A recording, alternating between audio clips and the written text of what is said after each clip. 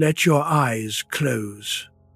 You do not have to hold them open for any of this.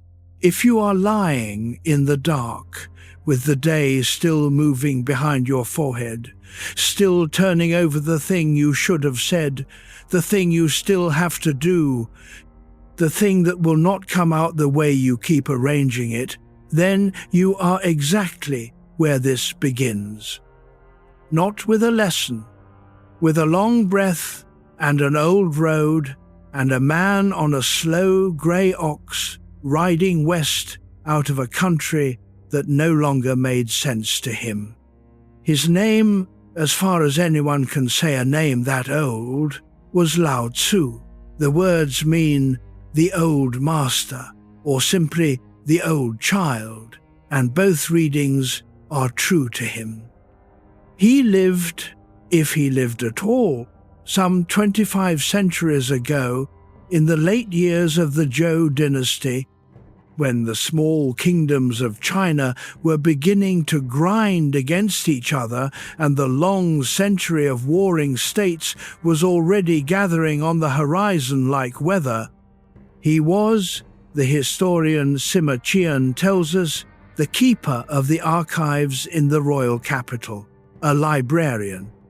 A man who spent his working life among the records of how things had been done, watching the people in power do them worse and worse. You know the feeling of watching something you cannot fix. You have lain here with it. The meeting that will go the way it always goes. The person who will not change. The situation, even the whole world, that will not turn no matter how hard you lean on it. Lao Tzu watched and read, and at last he did the only thing left to a man who has understood that the harder he pushes, the more the world pushes back. He stopped pushing. He got on an animal and rode toward the mountain passes, meaning to disappear into the west and be heard from no more. That is where the whole of what we have from him almost did not happen, and it is our first thread, the first of a few I will hand you tonight and pick up again much later when you are further down towards sleep. At the last gate before the wilderness there was a keeper, and the keeper asked him a question. Hold that. A gatekeeper, a question, and an old man who had decided to say nothing ever again. We will come back to what was asked and why the silent man answered. For now it is enough that you are here and that the day can be set down. Not solved, set down. There is a difference, and the difference is almost the whole teaching. You have spent the hours since morning forcing words into the right order, forcing your face into the right expression, forcing the hours to yield more than hours can hold. It is a reasonable way to live, and it is the reason you cannot sleep. It helps to see the shape of the trap clearly, because seeing it is already half of stepping out of it. All day you push against the world to make it yield, and the world, being mostly indifferent, pushes back exactly as hard. And you call the pushing back proof that you must push harder still. But the night is not the world. The night is not pushing against you. It is soft and dark and entirely willing, and the only resistance in the whole room is the pressure of your own hand, still closed on nothing. Open the hand and the resistance vanishes, because it was never out there. It was only the shape of your own gripping, and it lets go the instant you decide to stop making it. Lao Tzu had a phrase for the other way, and it will move quietly through everything I tell you tonight. Wu Wei. It is usually translated as non-action, which is misleading because he was not lazy and he did not mean do nothing. He meant something closer to non-forcing, effortless action, the way a good swimmer moves, with the river instead of against it, the way you finally fall asleep, which is never by trying. You have proven that already. Some nights, staring at the ceiling, doing everything right, and the harder you worked at rest, the further off it went. So we will not work at it. We will let an old librarian who quit his job and rode into the mountains talk to us about water and about emptiness and about the strange strength of the things that yield. His book, the one that almost never got written, is barely 5,000 words long. You will not need to remember any of it. I will carry it for you. All you have to do is breathe and let the weight go out of your hands, one finger at a time, and follow the old man toward the gate. Chapter 2. The Old Man Who Kept the Records. Picture the archive he tended. Not a library of paper, but of bamboo, thin strips bound with cord stacked in a cool stone room, the accumulated memory of a dynasty that had already begun to forget itself. Lao Tzu moved among these strips the way a gardener moves among old trees, knowing which had rotted, which still held. He read the histories of good rulers and bad ones. He watched ambition arrive at the capital wearing the robes of virtue, and he learned to tell the two apart. And he learned that saying so out loud changed almost nothing. There is a story, told for centuries and probably invented, that the young Confucius came to see him. Confucius, who would become the other great river of Chinese thought, was then a man on fire with the wish to repair the world through ceremony and duty and the careful naming of every role. He came to the old archivist looking for instruction in the ancient rites. And the old man, the tradition says, looked at all that eager energy and told him gently to let some of it go. Put away your proud airs and your endless desires, he is supposed to have said. They do you no good. Confucius left, and for 3 days he said nothing. When his students pressed him, he answered in the only register large enough for what he had felt. I know a bird can fly, he said. I know a fish can swim. I know an animal can run. But the dragon I cannot know. It rises on wind and cloud into the sky. Today I have met Lao Tzu, and he is a dragon. Whether or not two such men ever sat in a room together, the story keeps something true. There are 2 ways to try to hold a falling world. One is to grip harder, to name every duty and perform it exactly, to build the scaffolding of ceremony and climb it.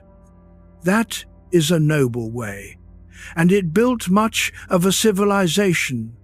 The other is the dragon's way. It does not grip, it rises on what is already moving. It trusts the wind and the cloud, which is to say, it trusts the shape of things to carry it, and it spends no strength fighting for a handhold on the air.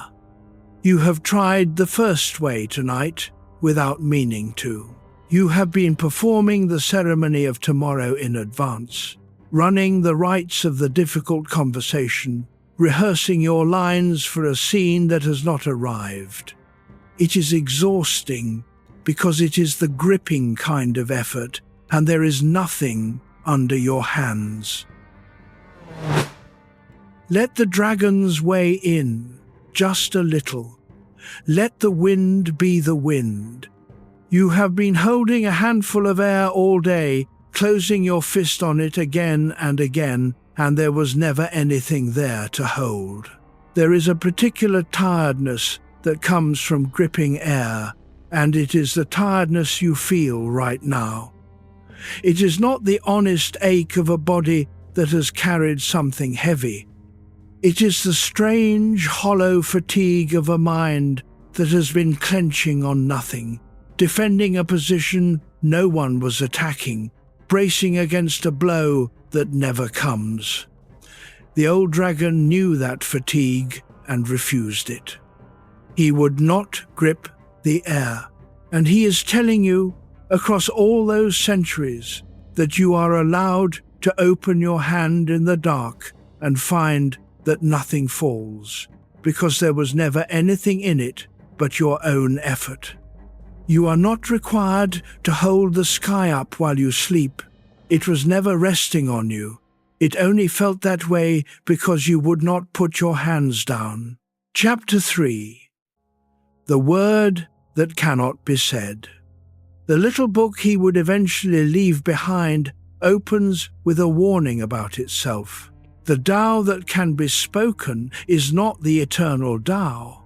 The name that can be named is not the eternal name.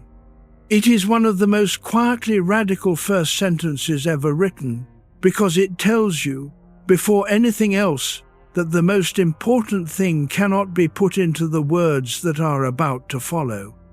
He is going to spend 5,000 words circling something he has just told you. The words will miss. What is the Tao, then? The word means, plainly, the way, or the road, or the path. But he means by it the way that everything goes, the pattern under the patterns, the current that the seasons ride, that the stars ride, that your own breath is riding right now without your permission or attention. It was here before the sky had a name. It asks nothing and refuses nothing. It is, he says, the mother of the 10,000 things, which is his way of saying everything, all of it, the whole teeming catalogue of the world. Because it cannot be said, it has to be pointed at, and the pointing is what the poems do. Later, readers spent their lives on this. The scholar Zhuangzi, who died at only 23 in the 3rd century, and left a commentary people still read, understood the book as being mostly about this nameless root. Much later, on the other side of the world, the writer Ursula Le Guin loved it so well that she spent decades making her own English version, not because she knew ancient Chinese, but because she wanted to sit near its quiet for the rest of her life. She called it the most lovable of all the great religious texts, and the funniest. Here is why any of this matters to a person trying to sleep. You live most of the day inside names, the name of your job, the name of your role in the family, the name of the mood you decided you were in this morning.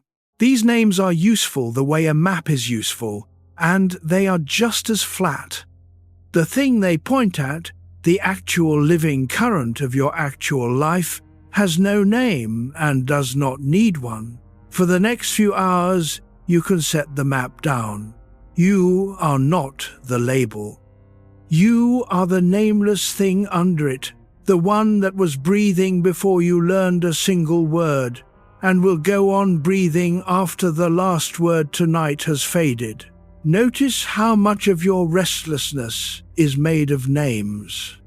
You lie here and the mind reaches for the label of the day, good or bad, productive or wasted, and then it reaches for the label of yourself, behind or ahead, enough or not enough, and each label is a small, hard thing you then have to defend or resent. But underneath all the naming there is only this: a warm, dark room, a breath rising and falling, a living creature at rest, and none of that requires a single word. The nameless thing does not lie awake auditing its labels. It simply is and breathes and belongs to the current of all things, which never once stopped to ask what it should be called. Let the names grow quiet then. You do not have to be anyone in particular in the dark. You do not have to hold the shape of your name together while you sleep. Sink beneath the labels into the nameless breathing thing you have always been under them, the one the old man kept pointing at, the one that was already at peace before language ever arrived to trouble it, and rest there, in the wordless place, where nothing needs to be named to be entirely all right. Chapter 4. Water finds the low places. If the Tao cannot be named, it can at least be resembled, and Lao Tzu's favorite resemblance, the one he returns to again and again, is water. The highest good, he writes, is like water.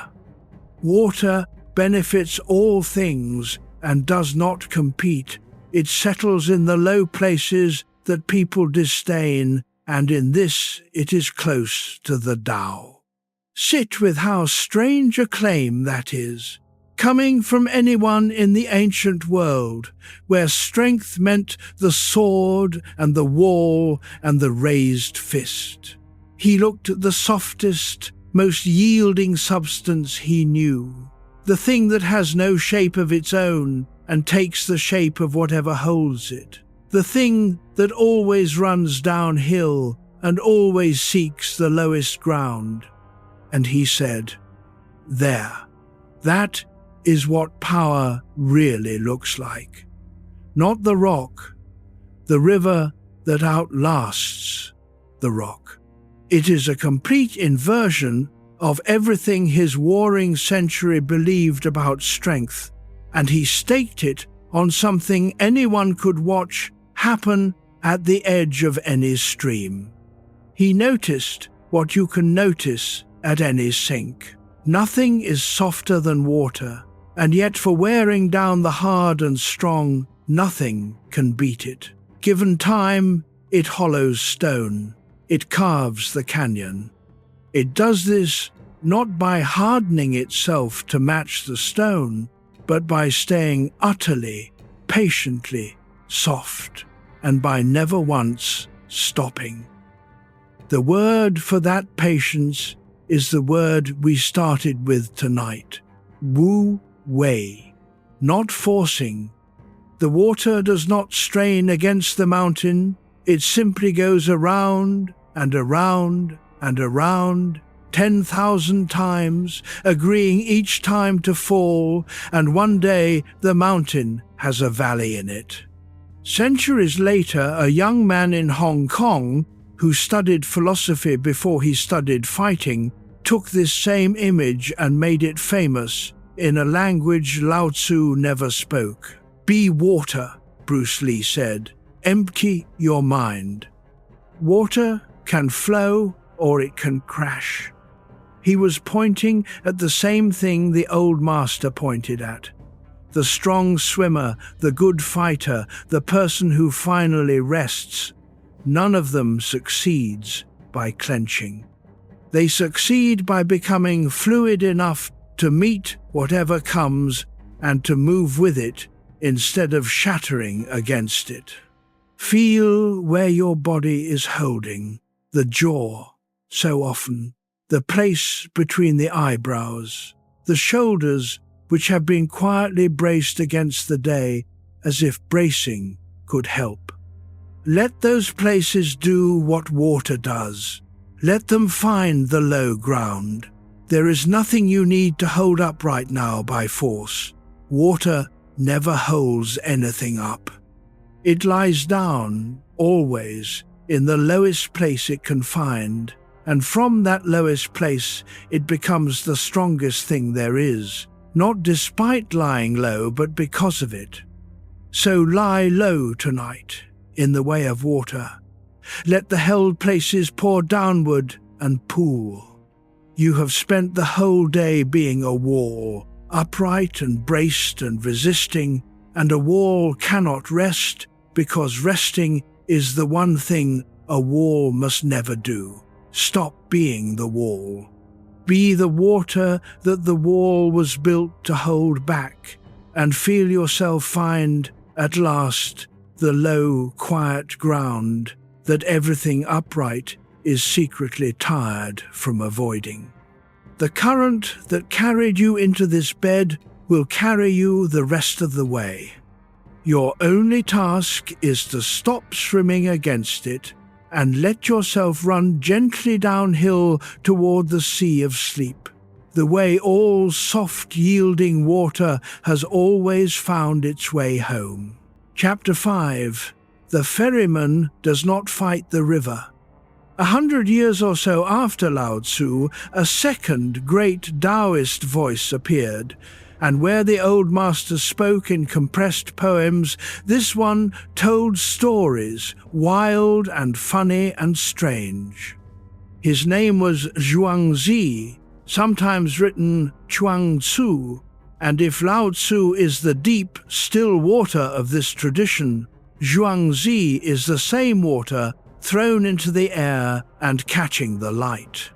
He will keep us company through much of the night, because he took the old man's ideas and turned them into people you can watch.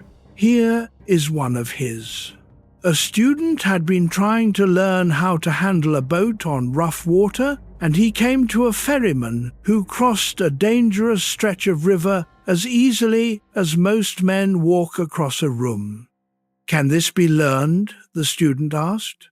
"It can," said the ferryman. "A good swimmer can pick it up quickly, and a diver, someone who is at home underwater, can do it without ever having handled a boat at all." The student wanted to know why. The ferryman could barely explain it. "To the one who is easy in the water," he said, "the water is not the enemy. He forgets it is there. He does not see the depth as something to be afraid of. His hands do the right thing because his mind is not fighting. That is Wu Wei, shown rather than defined. The skilled ferryman is not passive. His hands are busy, his attention is total. But he is not straining against the river, and he is not rehearsing his fear of it. He has stopped treating the water as a problem to be overpowered, and started treating it as the medium he lives in. The difference between those two is the difference between a night of grinding effort and a night of rest. You are in the water right now, in a sense.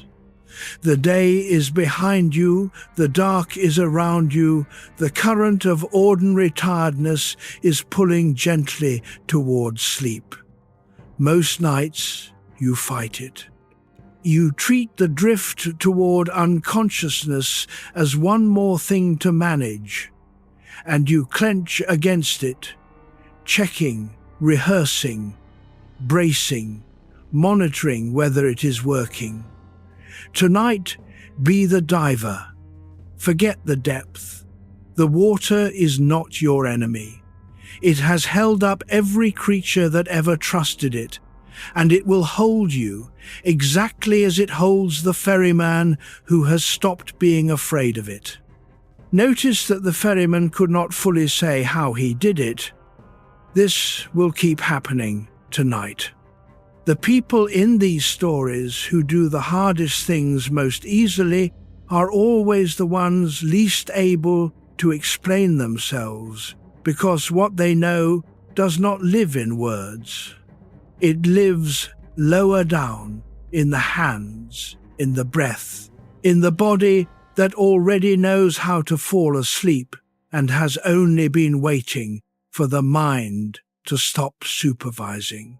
The supervisor has been standing over the water all day, shouting instructions at a body that never needed them. Let the supervisor off duty. The body knows the crossing. It has made it every night of your life. It knew how to fall asleep before you had a single word for sleep, and it has not forgotten however many anxious nights have piled up on top of the knowing. Go down with the water then, the way the ferryman goes, without fear of the depth, without a fight, letting the hands of the night do what they have always known how to do. You do not have to learn to cross. You only have to stop thrashing and let the old easy competence of a body at home in the dark carry you, quietly, to the far shore. Chapter 6. What the Empty Cup is For. There is a chapter in the little book that I want to open only halfway tonight, because it holds a thread we will not finish pulling until you are much further down, near the very end. So let me set it beside you and leave it the way you might set a cup of water on the nightstand without drinking it yet. Lao Tzu had a habit of noticing the part of a thing that is not there. Consider, he says, a wheel. 30 spokes meet at a single hub, but it is the hole in the center, the emptiness where the axle goes, that makes the wheel of any use. Consider a clay pot. You shape the walls, but it is the hollow inside, the part you did not make, that lets it hold water. Consider a room. You build the 4 walls and cut the doors and windows, but you live in the empty space between them, not in the brick. We take what is there to be the useful part, he says, and we overlook what is not there. And yet the emptiness is where all the use lives. Hold that. A wheel, a pot, a room, and in each one the working part is the part that is missing. I am not going to tell you tonight everything he meant by it. I want you to carry the question down towards sleep with me, and when we are almost there, in the quiet at the end, I will show you what the emptiness is for. For now, it is enough to feel it as a kind of permission. You have spent your life filling the calendar, filling the silence, filling every hollow moment with one more task, one more scroll, one more worry to keep the emptiness from showing. Somewhere you learned that emptiness was a problem, a lack, a thing to be ashamed of and hurried to fill, and so you have kept yourself full to the brim for years and wondered why there was never any room to rest. And here is an old man 25 centuries back, telling you that the hollow was never a flaw. It was the whole point. The cup is for the emptiness. The room is for the space. The full cup holds nothing more, and the crowded room cannot be lived in.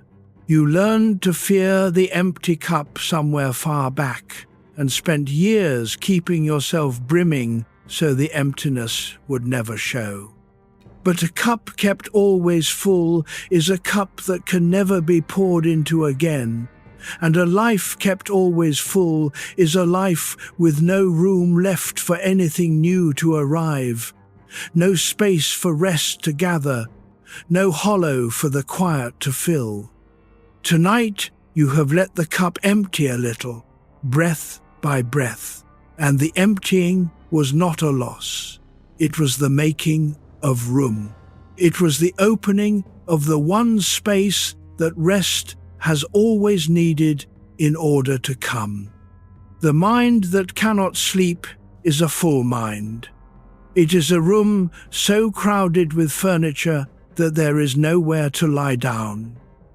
You do not need to throw the furniture out tonight. You only need to remember that the room was built for the space, not the things in it, and to let a little of that space open again. Every long breath out is a small emptying. It does not take anything from you that you need.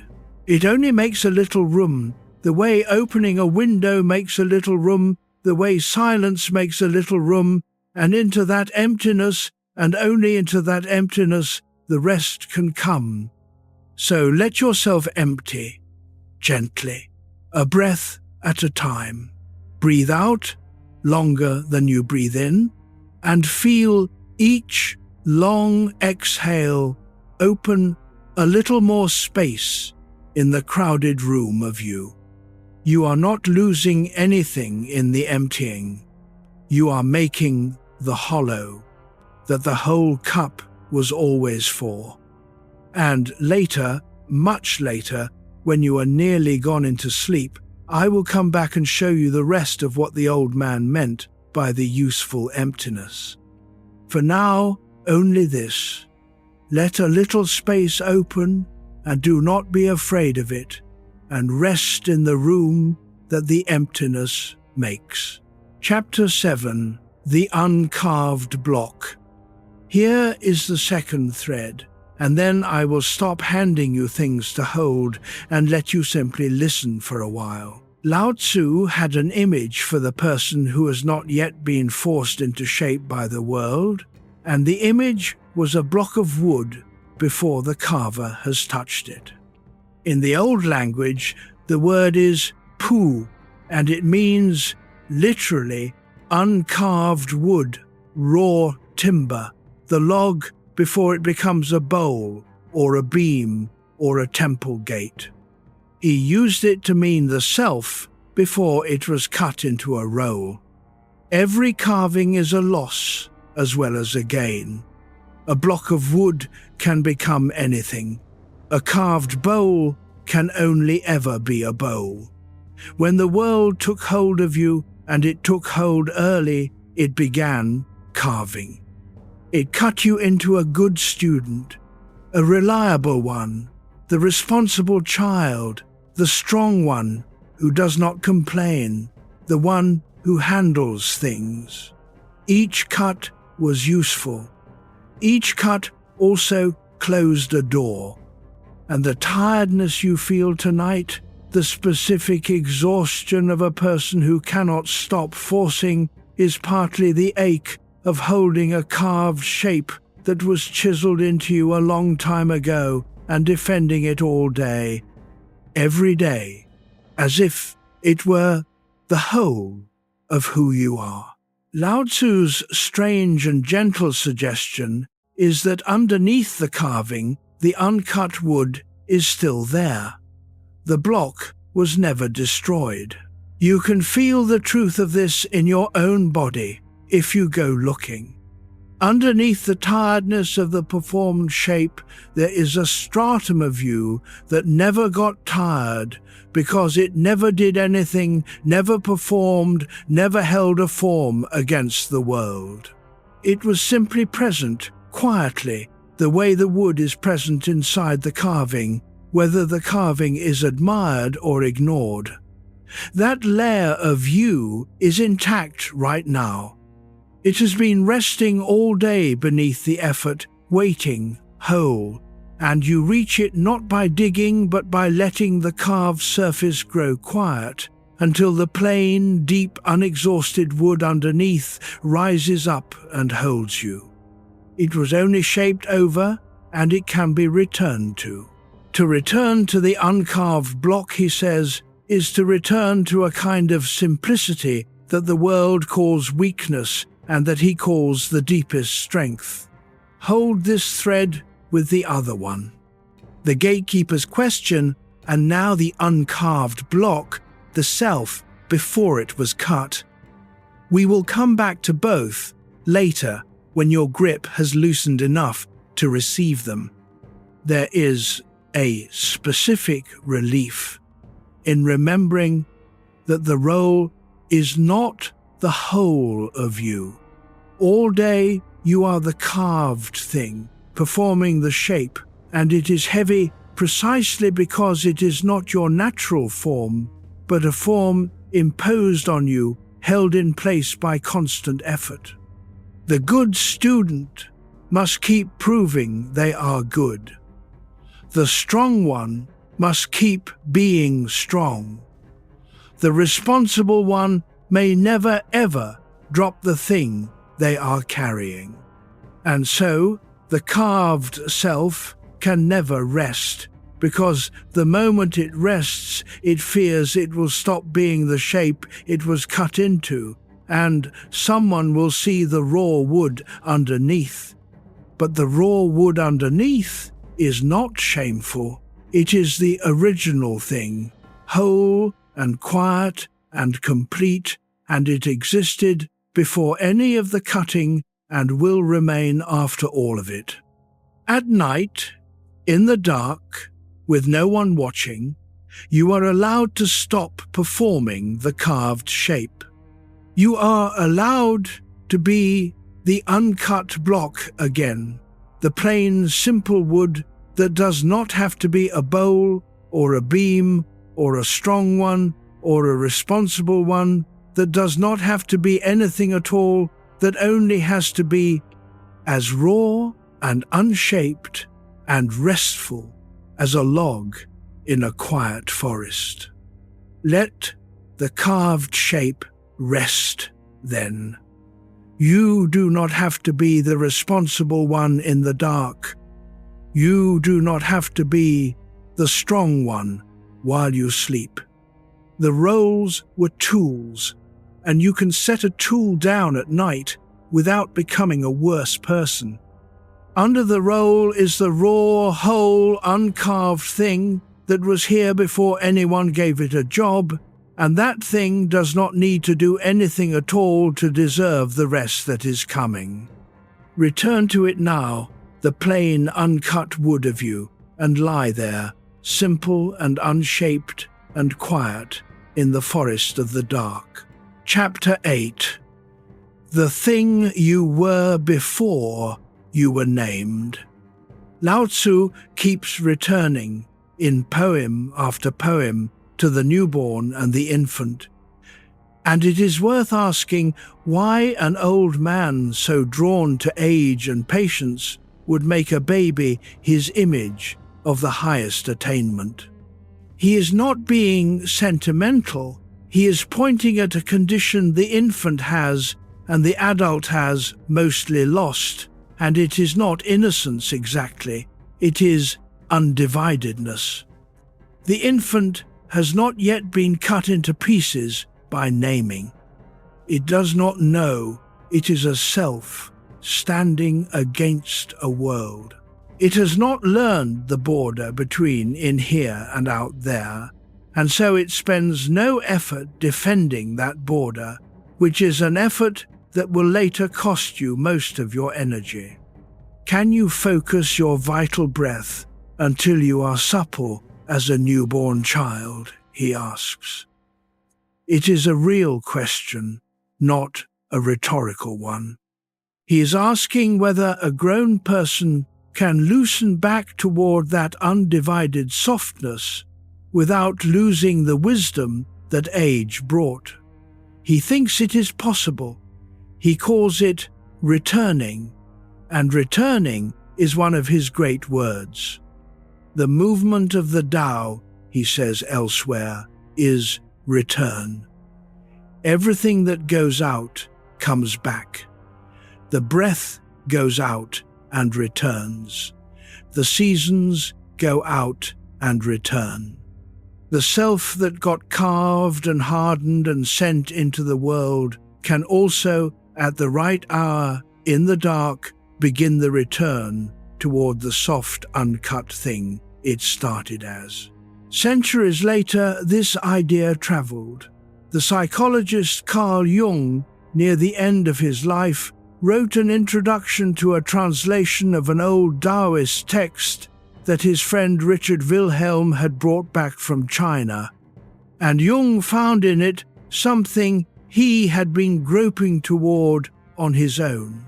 He noticed that the Taoists did not try to force the psyche into health by willpower. They spoke of letting things happen, of a kind of action through non-action, of allowing the deeper mind to move on its own, the way a plant grows on its own, without being pulled.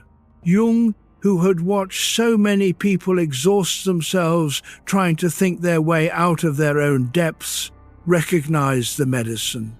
You cannot will yourself whole. You can only stop obstructing the wholeness that is already trying to close over the wound. That is what sleep is, if you let it be. Not something you achieve, something you stop preventing. All night, without you, the body is going to knit and clear and settle. The only thing that keeps it from starting is the supervising mind that will not go off duty, the same mind that has been standing guard at the border between you and the world all day. Tonight you can let that guard sit down. There is nothing at the border. There never really was. The infant knew that, and the old man remembered it, and some quiet part of you has known it all along. Feel for the undividedness now, underneath the guarding.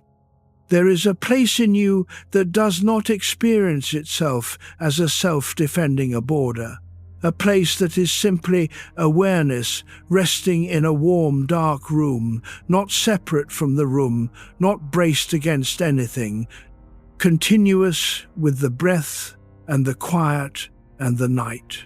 That place was never carved. It is the infant's undivided softness, still here under all the years of defending. You reach it not by effort, but by the withdrawal of effort, by letting the guard at the border sit down and discovering that nothing rushes across, because there was never an enemy on the other side, only the rest of the world of which you were always a quiet part. Return toward that undivided place then, the soft, supple, newborn thing beneath the carved and guarding adult. Let the border grow faint, let the guard grow drowsy and sit down in the dark.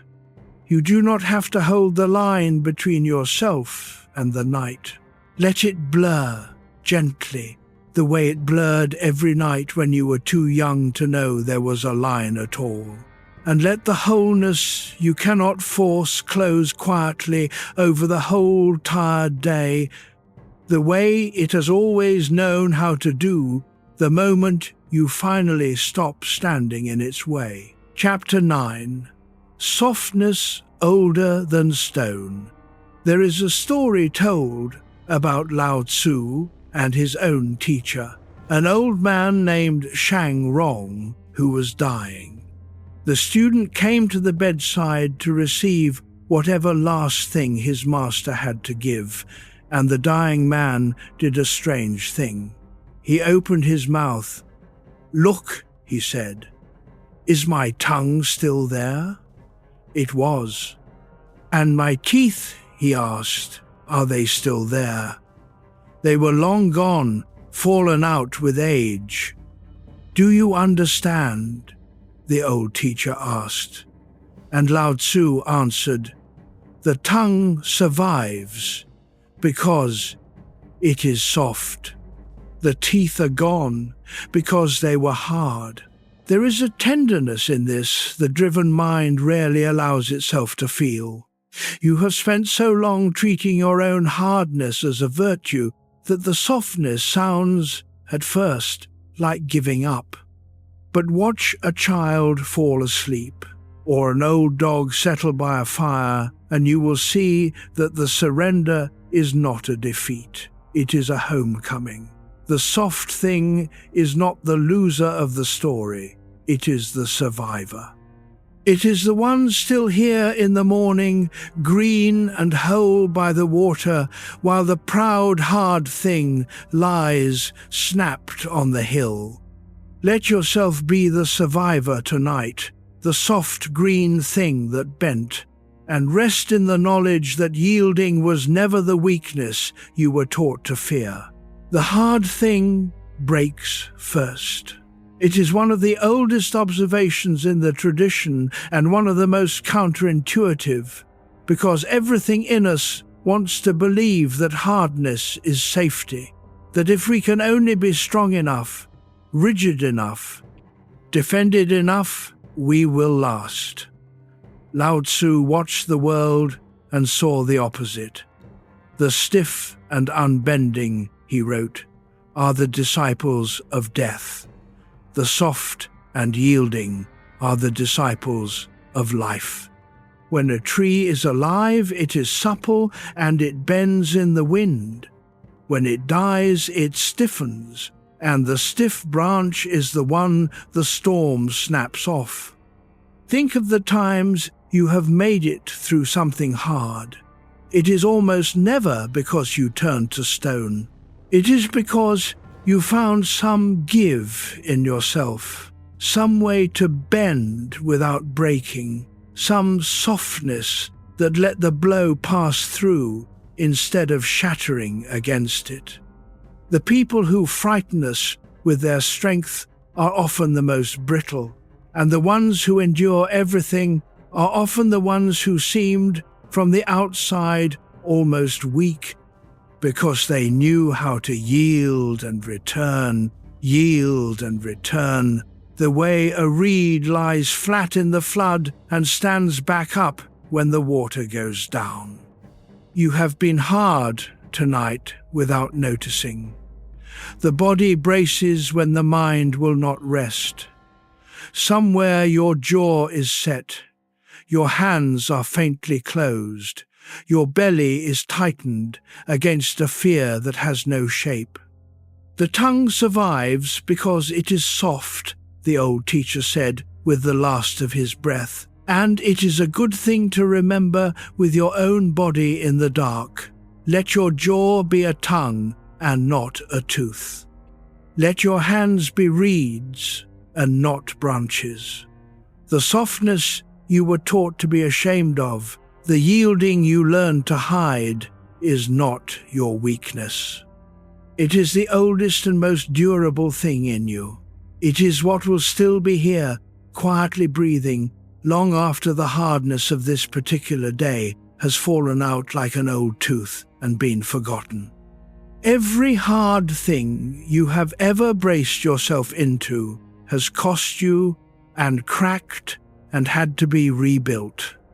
The soft thing has needed no defending and has outlasted all of it, the way the tongue outlasts the teeth, the way the water outlasts the stone, the way the small, supple living root splits the boulder that stood so proud and hard above it.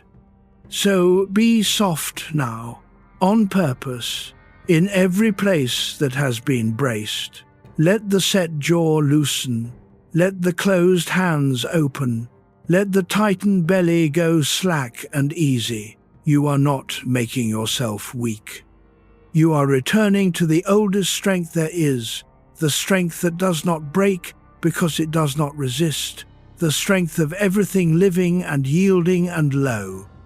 The disciples of death are stiff and hard and awake, defending, bracing, forcing. The disciples of life are soft and yielding and at rest, and they are the ones the morning finds still whole. Be a disciple of life tonight. Be soft and yielding and quiet, and let the hardness fall away like a tooth you will not miss. Chapter 10. The Muscle That Will Not Unclench. Let us come close to the body now, because the teaching lives there before it lives anywhere else. Consider what forcing actually is physically. To force is to contract, to grip a pen too hard, to clench the jaw, to hold the shoulders up near the ears, to tighten the belly against a fear. Every act of forcing is a muscle refusing to let go. And the trouble with the mind that cannot stop forcing is that it teaches the whole body the same refusal, until lying still becomes its own kind of labor. You may have noticed that you cannot make yourself relax by trying to relax. The command "relax now" is itself a small act of force, and the muscle hears the force and not the meaning, and tightens the way a startled animal tightens. This is the paradox at the heart of every sleepless night. The harder you work at rest, the more you signal to the body that rest is a task, and the body responds to tasks by preparing for effort. Lao Tzu understood this 25 centuries before anyone measured a stress hormone. In pursuing knowledge, he wrote, every day something is added. In pursuing the Tao, every day something is dropped. Dropped and dropped again until you arrive at non-forcing. So we will not try to relax. We will drop. There is a difference, and your body knows it even if the word is new. Trying to relax is adding an effort. Dropping is subtracting one. Somewhere right now, a muscle is holding that does not need to hold. Perhaps the tongue is pressed to the roof of the mouth. Perhaps the hands are faintly curled. Perhaps the brow is doing the work of thinking, even though no thought requires it. You do not have to relax those places. You only have to stop sending them the order to hold, and they will let go on their own, because holding was never their idea. It was yours, and you can withdraw the instruction. This is Wu Wei brought all the way down into the flesh, not doing more. Doing less, and then less, until the doing that was never necessary falls away, and what remains is the body breathing itself, which it has always known how to do. The heart does not force itself to beat. The lungs do not force themselves to fill. Let that be the model for the whole night. Not the effortful systems, the ones you have to run, but the effortless ones, the ones that run themselves and always have. You did not learn to circulate your blood. You did not practice digesting. You have never once, in your whole life, had to remember to keep your own heart going, and it has never stopped. Through every crisis and every triumph and every ordinary forgotten Tuesday, beating quietly in the dark of the chest without a word of thanks or a moment of your attention. That is what your deeper life is like. It runs on its own, and sleep belongs to that same effortless order, waiting only for the effortful mind to stop crowding it out. All the essential work of keeping you alive tonight happens with no effort from you at all, in perfect Wu Wei, and it has been happening in the background under every anxious, clenched hour of your life. Let that sink in for a moment, because it changes everything about how you lie here.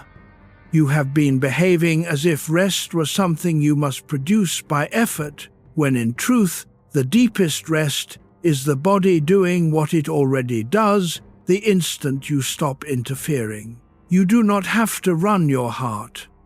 You do not have to work your lungs. You do not have to manufacture the slowing of the blood or the settling of the nerves. All of it happens on its own, expertly, tirelessly, the moment the supervising will stops adding its clumsy instructions on top of a system that was managing perfectly without them. So withdraw the instructions, one by one. Let the tongue drop from the roof of the mouth. Let the hands uncurl. Let the brow smooth. Let the shoulders come down from the ears where they have been hiding all day. You are not relaxing, which is a doing. You are dropping, which is a ceasing, and there is nothing to achieve in it and nowhere to get to. Just less, and then less, and then less, until the clenching that was never necessary has all fallen away, and what is left is a warm, loose, heavy body, breathing itself in the dark needing nothing further from you at all. Chapter 11, The Swimmer at the Falls.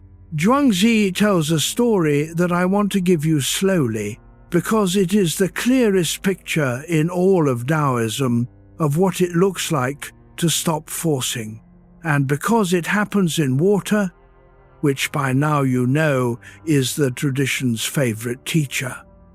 Confucius, in the tale, was traveling and came to a place called Luliang, where the river dropped in a cataract so violent that the spray rose for what seemed like miles, and the churning water below would let no fish or turtle live in it. It was, by every measure, a place of death. And into that water Confucius saw a man go. He thought the man was trying to drown himself, and he sent his students running along the bank to pull the body out. But a few hundred paces downstream, the man climbed out of the water on his own, unhurt, streaming wet, singing quietly to himself, and strolled along under the bank as if he had done nothing at all. Confucius hurried to him, amazed, and asked how it was possible. "I thought you were a ghost," he said, "but now I see you are a man. Tell me, is there a special way to tread such water?" "No," the man said, "I have no way. I began with what I was born to. I grew up with what my nature gave me, and I let it come to completion with destiny." That was his whole answer, and because it explained nothing, Confucius pressed him. "What do you mean?" he asked, and the swimmer said something you can carry into sleep. "I go down with the water and come up with the water. I follow the way the water goes and never think about myself. That is how I can tread it. Sit in that." He does not fight the whirlpool. When the water plunges, he plunges with it. When the water surges up, he rises with it. He has stopped treating the river as an opponent and stopped above all thinking about himself, about his fear, about his survival, about the outcome. And precisely because he is not forcing, the deadly water becomes something he can live inside. The moment he began to struggle against it, to assert himself against its power, it would kill him. His safety is in his surrender, not the surrender of collapse, but the surrender of accord, of moving exactly with what is moving. You are not in a cataract tonight. You are in a soft, dark bed. But the mind that cannot stop forcing treats even this gentle drift towards sleep as a whirlpool to be fought, and fights it and drowns in wakefulness. The swimmer's secret is available to you at no cost. Go down with the water and come up with the water. When a thought surges up, do not grab it and do not shove it away, both of which are force. Let it rise and let it fall, the way the swimmer lets the current take him and return him, and keep no grip on any of it. Never think about yourself, he said, which here means simply stop monitoring whether you are asleep yet. The watching is the struggle. The checking, are my eyes heavy? Is it working? Am I drifting? That quiet, constant self-monitoring is the very thrashing that keeps you at the surface. Set it down, and the deadly water turns out to be only water, and it carries you. Go down with it when it sinks, come up with it when it rises. Follow the way the night goes and never once think about yourself. And let the current that has drowned every one of your efforts become, the moment you stop fighting it, the thing that gently carries you home. Chapter 12, Doing Without Forcing. The phrase that gathers all of this together appears near the heart of the book, and it sounds, the first time you hear it, like a contradiction. The sage does nothing, Lao Tzu writes, and yet nothing is left undone. He is not describing a lazy man asleep in a field while the harvest rots. He is describing the ferryman, the swimmer, the water. He is describing action so aligned with the grain of the situation that it stops feeling like effort and starts feeling like weather. Things get done, fully done, but no one is straining, and afterward no one is exhausted, and often no one can even quite say who did it. We have almost no experience of this in the working world, which measures worth by visible strain. We admire the person who is drowning in tasks and never sleeps and answers messages at 3 a.m, and we call that dedication. Lao Tzu would call it a failure of the way. When the true work is being done well, he thought, it does not announce itself with exhaustion. The best rulers, he says in one of his most famous lines, are the ones the people barely know are there. When such a ruler's work is finished and the task is done, the people all say, "We did it ourselves." There is a private version of this that matters more to you tonight than any theory of government. Think of the things in your own life that have gone deeply well over years. A friendship that lasted, a skill that grew, a child who turned out steady. Almost none of it came from the moments of maximum force, the grand efforts, the white-knuckled campaigns. Most of it came from small, patient, unforced attention repeated over a very long time, so gradual you could not see it happening, like water finding the low place. The forcing you do at night, the grand mental campaigns against tomorrow, produce almost nothing except the inability to sleep. The real work of your life was always quieter than that. Think of the people who shaped you most, and you will almost never remember a grand effort. You will remember small things repeated, a steadiness, a patience that did not announce itself. The way someone was simply there again and again without drama until the being there became the foundation of your whole life. None of that was forced. It accrued quietly, like sediment, like the slow layering of a riverbed, and it lasted precisely because no one strained to produce it. The forcing you do at night belongs to a different and shallower order of effort entirely, the loud kind that exhausts itself overnight and leaves nothing behind but tiredness.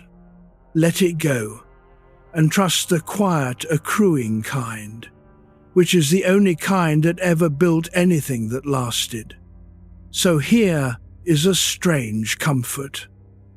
Most of what needs to happen tonight will happen without you doing anything.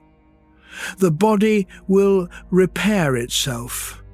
The mind will sort the day, filing some of it, releasing some of it, and it will do this best when you are not supervising. In the same way, a room settles into quiet only after the last person stops rearranging the furniture. Your doing has been, for many hours, the only thing left undone that needed to be undone. Let it be undone now. Do nothing, in Lao Tzu's exact and radical sense, and discover that nothing is left undone. Feel how much of the night does not require you. The stars are being held in their places by no effort of yours. The earth is turning toward morning and has not asked your help. Your own heart has beaten some 100,000 times today, with no instruction from you. You are surrounded on every side by enormous work being done effortlessly, and you were never the one holding it together. The whole vast machinery of the living world runs on Wu Wei, on doing without forcing, and it has never once needed you to lie awake supervising it. You can join that great unforced doing simply by stopping. That is the whole of it, simply by stopping. Not by adding one more effort, the effort to rest, but by subtracting the last one, the effort to control. Let the night do its enormous quiet work without your management, the way it does its work over every sleeping creature on the turning earth. There is nothing here that your forcing improves, and everything that your stillness allows. So still yourself and do nothing, in the deep old sense, and let the tremendous effortless doing of the world carry your small tired portion of it gently through the dark, until the morning, which is already on its way and has never once needed your help to arrive. Chapter 13. The Field That Grows While You Sleep. There is a parable that the later teacher Mencius told, and though he was not a Taoist, he was making the Taoist's point better than he knew.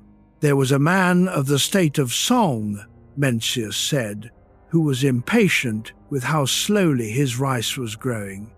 Day after day he went to the field and saw the young shoots standing there, taking their time, and it troubled him. So one morning he went out and pulled each seedling upward a little to help it along, to lengthen it, to make the growing go faster. Then he went home, exhausted, and told his family, "I have worked hard today. I have been helping the rice to grow." His son ran out to the field to look. Every plant had withered. The roots, torn upward, had died.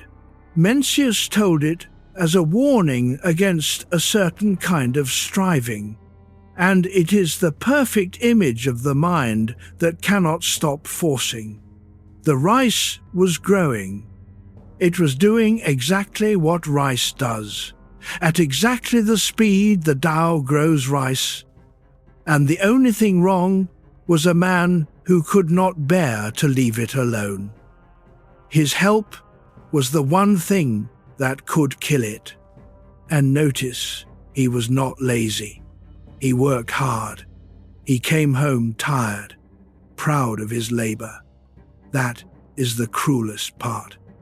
All that effort, all that visible dedication, and the result was a dead field, where doing nothing would have brought a harvest. You have pulled at your own shoots. Everyone who cannot sleep has. You lie down and the day is quietly composting itself, the mind beginning the slow, honest work of settling, and you cannot leave it alone. You reach in and pull. You yank a worry up to examine its roots. You haul a plan into the light to see how tall it has gotten. You revisit the conversation to make it grow the way you wanted. And each pull tears something loose that was quietly taking hold. And in the morning the field of your rest is withered, and you are tired, and you tell yourself, you worked hard, you tried so hard to sleep. You did. That was the problem. Lao Tzu's whole counsel is to become the kind of farmer who trusts the field. Such a farmer is not idle. He plants, he waters, he pulls the weeds. But he does not pull the rice. He knows the difference between the work that helps and the work that only expresses his own impatience, and he knows that growth belongs to the plant and the season, not to his anxiety. At the end of the day, he goes home and sleeps, and the rice grows all night without him, because it was always going to, because that is what rice does when a frightened man finally takes his hands off it. Take your hands off the field tonight. The day is composting on its own. Tomorrow is a seed that has already been planted and does not need to be yanked into being. The worry you keep pulling up to inspect will grow better if you leave its roots in the dark, and some of it, like most worries, will turn out to have been a weed that quietly dies when you stop watering it with attention. There is nothing in the field of this night that your forcing can improve. There is a great deal that your stillness will allow.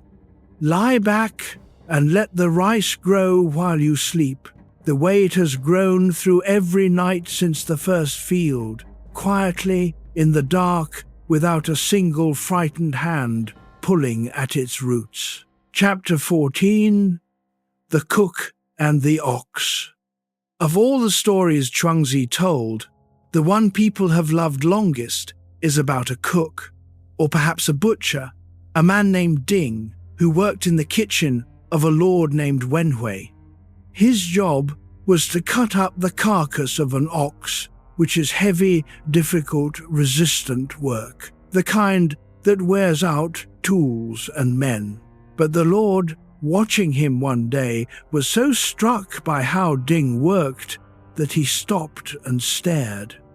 Every touch of the man's hand, every lean of his shoulder, every step and thrust of the knife was in perfect rhythm, Zhuangzi says, like a sacred dance, like music. The blade went zip and hiss, and the great animal fell apart as though it had simply been waiting to. "Ah, wonderful," the Lord said. "How can skill reach such heights?" And Ding put down his knife and gave one of the great answers in the tradition. "What I care about," he said, "is the Tao, which goes beyond skill. When I first began cutting up oxen, I saw nothing but the whole ox in front of me, a solid wall of animal, everywhere resistance. After 3 years, I no longer saw the whole ox. And now," he said, "I do not look with my eyes at all. I go by the spirit. I follow the natural openings, the hollows and the gaps, the spaces where the joints already part. I never touch the smallest ligament or tendon, much less the great bones." Then he said the thing that has kept the story alive for 2,500 years. A good cook changes his knife once a year because he cuts. An ordinary cook changes his knife once a month because he hacks. But I have had this knife 19 years, and it has cut up thousands of oxen, and the edge is as sharp as if it had just come from the grindstone. Between the joints there are spaces, and the edge of the blade has no thickness. If you put what has no thickness into such spaces, there is room, more than enough room, for the blade to play. That is why, after 19 years, my knife is still like new. Feel what he is describing, because it is the secret of every difficult thing done without exhaustion. The ordinary cook meets the ox as a mass of resistance and attacks it with force, and his blade meets bone and hacks and dulls and breaks. Ding meets the very same ox and finds inside all that apparent solidity the openings that were always there, the places where the thing is ready to come apart, and he sends his edge through the emptiness and never wears it out. He is not stronger than the other cook. He is softer, more patient, more attentive to where the yielding already is. and so the work that destroys the other man barely touches him. The Lord understood that he had been given more than a lesson about cooking. "Excellent," he said. "I have heard the words of Cook Ding and learned from them how to live." And notice too that the ox does not resist him. It falls apart almost gratefully, as though it had been waiting all along for hands gentle enough to find the openings instead of hacking at the mass. Your own resistance is like that. The wakefulness that seems so solid is full of seams, full of places where it is ready to come apart, and it is only your hacking, your forcing, that has kept it feeling like one impenetrable wall. Stop hacking and feel for the seams, and the whole solid-seeming night begins quietly to fall open along the lines it was always ready to yield at how to live. Because your life is the ox, and most of us come at it the way the ordinary cook comes at the carcass, hacking, forcing our will straight through the bone of every obstacle and wearing ourselves to nothing by the end of each day. There is another way to meet the resistant world, and it is not to become harder. It is to become attentive enough to find the openings, the natural gaps, the places where the situation is already ready to give, and to send your effort through there, where there is room. Tonight, the resistant thing is your own wakefulness, and you have been the ordinary cook, hacking at it, forcing the blade of your will straight into the densest part, and dulling yourself against it hour after hour. Cook Ding would tell you to stop hacking. There are openings in this night. There is the softening of the breath. There is the heaviness already gathering in the limbs. There is the natural downward pull of a body that has been awake since morning and wants in every cell to let go. Find those openings and let your tiredness slide through them where there is room, and the wall of wakefulness that seems so solid will fall quietly apart, the way the great ox fell, as though it had only been waiting for you to stop attacking it. Chapter 15, where the blade finds the gap. Stay with Cook Ding a while longer, because there is one more thing in his answer that is easy to pass over, and it is the part that matters most for a person whose whole difficulty is that they cannot stop forcing. Ding admitted that even he, after 19 years, still met places where the way was not clear. However, he said, whenever I come to a complicated spot, and I see that it will be difficult, I slow down, I fix my gaze. I move the knife more and more finely until, with a very slight movement, the whole thing comes apart, like a clod of earth crumbling to the ground. Notice the direction he moves when he meets difficulty. Not harder, slower. When the resistant place appears, the place where a lesser cook would put his shoulder into it and shove, Ding does the opposite.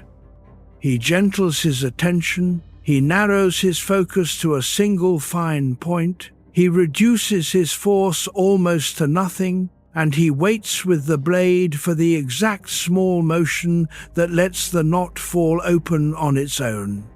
The hard place does not yield to more pressure.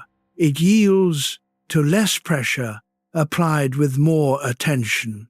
That is a sentence worth keeping and letting go of again as you drift. The hard place yields to less pressure applied with more attention. Think of how you meet the hard places in a day. The stuck conversation, the problem that will not solve, the feeling you cannot name. The instinct of the forcing mind is always to bear down, to push harder into exactly the spot that is resisting, and the harder it pushes, the more the spot resists, until both the problem and the person are ruined, like a hacked ox and a broken knife. Ding's way is almost embarrassingly gentle. When you hit the knot, slow down, soften, bring more attention and less force. Wait for the small movement that the situation itself offers, and let the difficulty come apart in its own time, which it will, because everything that is knotted was tied by hand and can be untied by patience. And here is why his edge never dulls. He spends no force where force does no good. The ordinary cook exhausts himself and his blade against the bone, and the bone does not care. Ding puts nothing where there is no room, and so he arrives at the end of 1,000 oxen as fresh as he began. This is what a life of Wu Wei protects, not just the work, but the worker. The person who learns to send effort only through the openings and to meet the hard places with attention rather than force, reaches the evening of a long life with an edge still keen, while the one who hacked at everything is worn out early, dull and broken, wondering where all the strength went. You know where it went. It went into the bone. It went into all the nights you hacked at your own sleeplessness, all the days you shoved your will against things that were never going to move for force. Tonight, you can begin to be Cook Ding instead. When the mind hits its complicated spot, the worry that will not come apart, slow down. Do not bear down on it. Soften your gaze, narrow your attention to the single point of the breath, reduce the force almost to nothing, and wait. The knot was tied by your own hand over a long day, and it will loosen the moment you stop yanking on both ends of it. Let the blade rest in the gap. Let the difficult thing crumble like a clod of earth, quietly, in its own time, while you do almost nothing at all. There is more room in this night than it seemed. The wall of it is full of openings.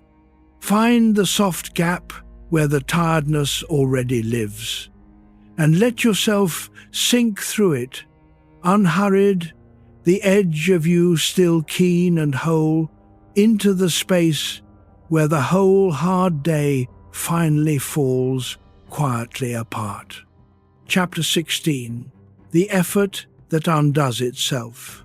There is a trap hidden inside everything I have said so far, and an honest guide has to point it out, because the mind that cannot stop forcing is clever, and it will try to turn even non-forcing into one more thing to force. You can hear it happening already. All right, the mind says, I understand, I must not try, so I will try very hard not to try. I will force myself to stop forcing. I will make myself relax. I will achieve Wu Wei by tonight. And of course, that is just the old gripping in a new robe, the farmer pulling his rice up by teaching it to grow itself. The writer Alan Watts, who spent his life carrying these Taoist ideas into English, called this the backwards law, and he built much of his teaching around it.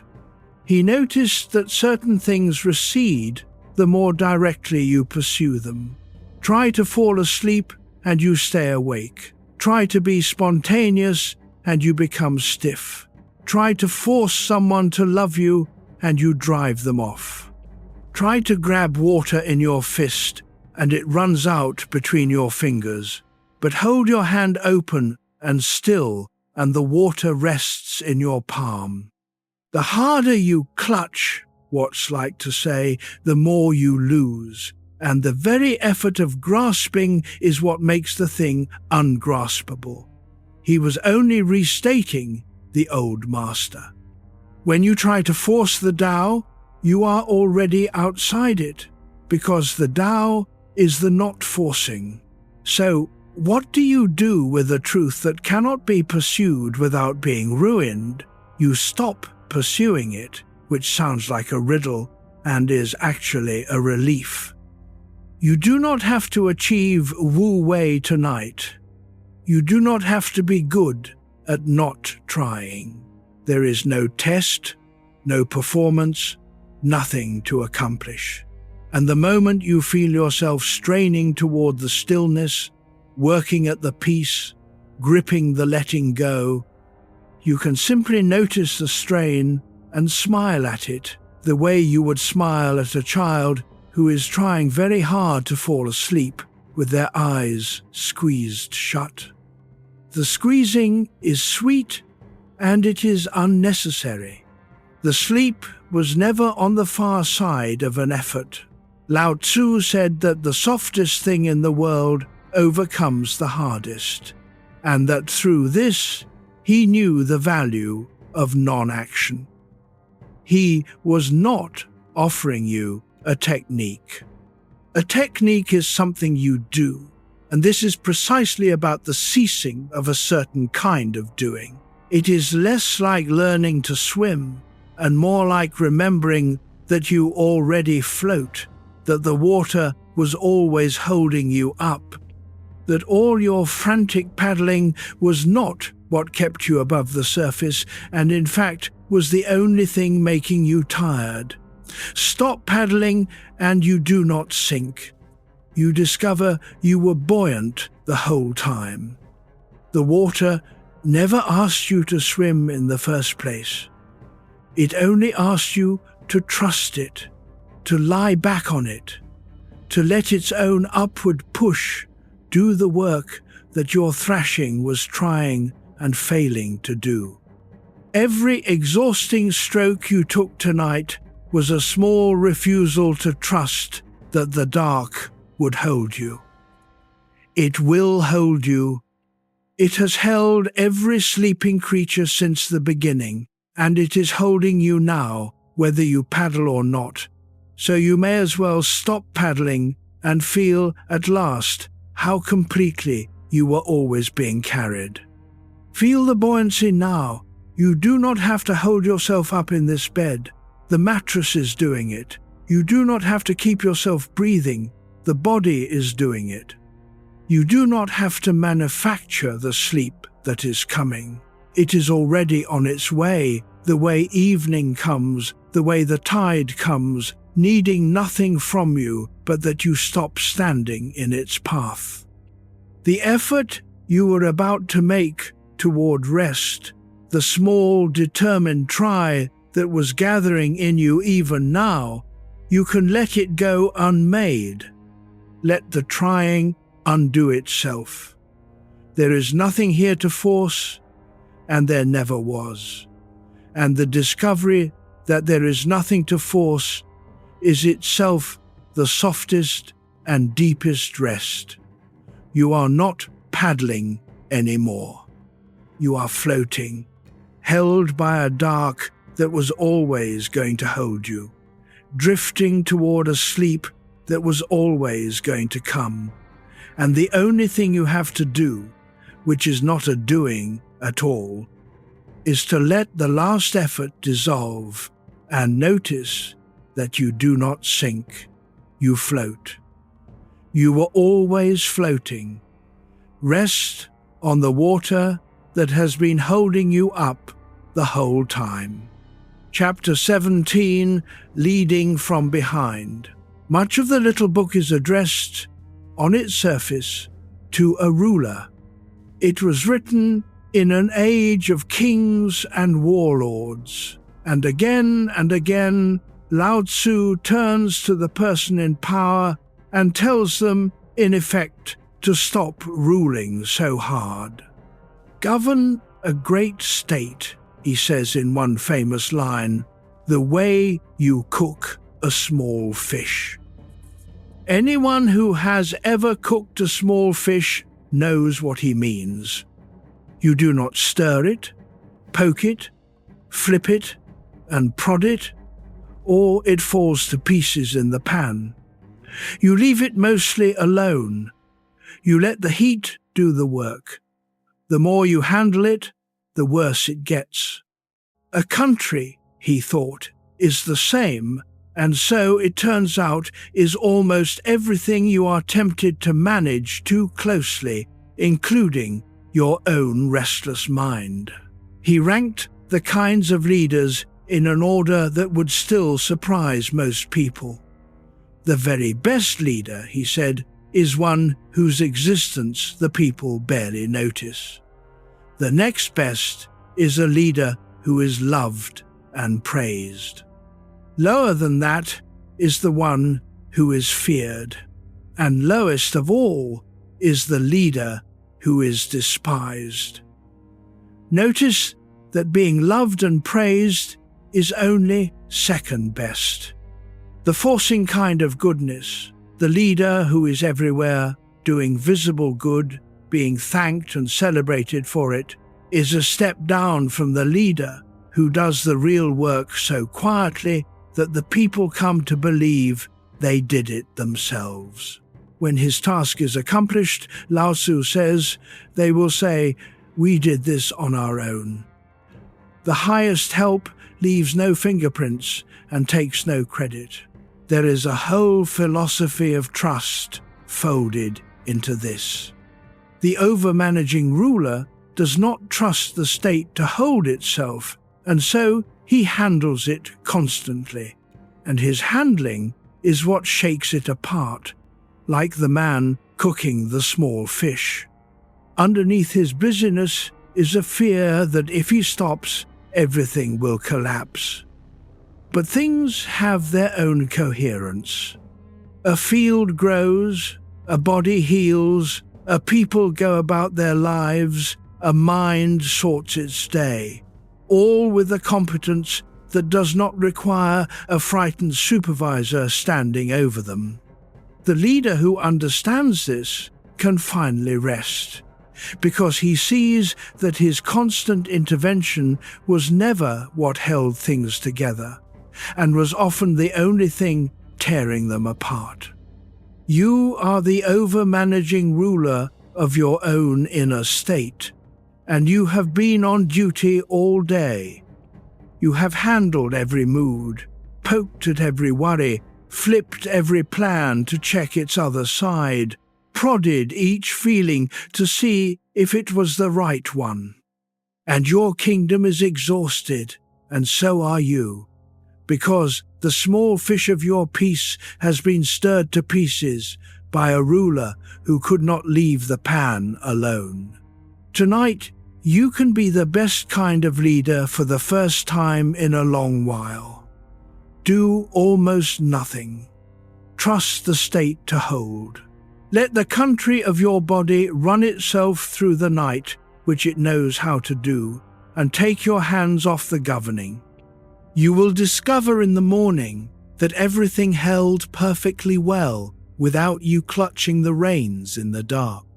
The deepest leadership, Lao Tzu says, comes from putting yourself last and behind and finding, strangely, that you end up sustained and secure. Because you desire nothing from the moment gives you everything.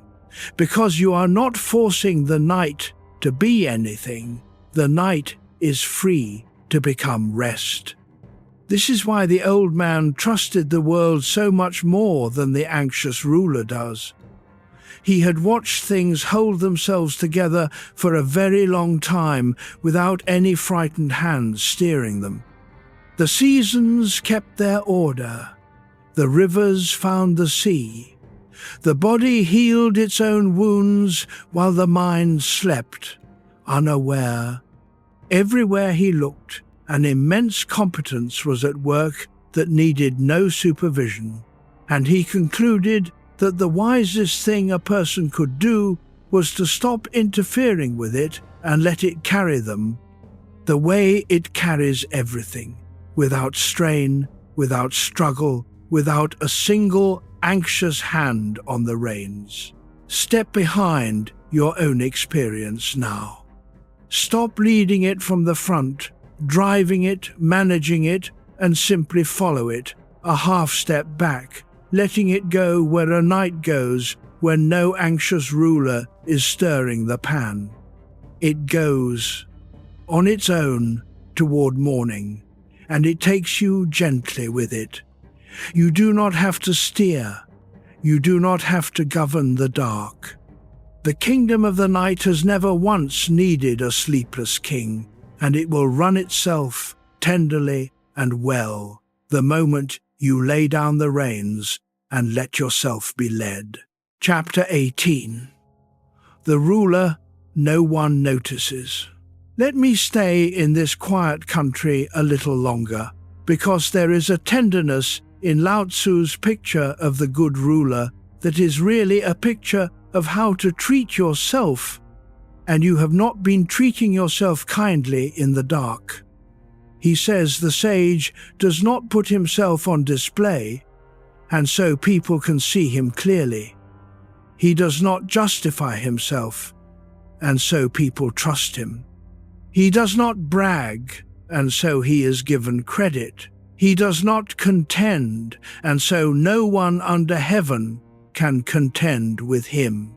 Every one of these is the opposite of forcing.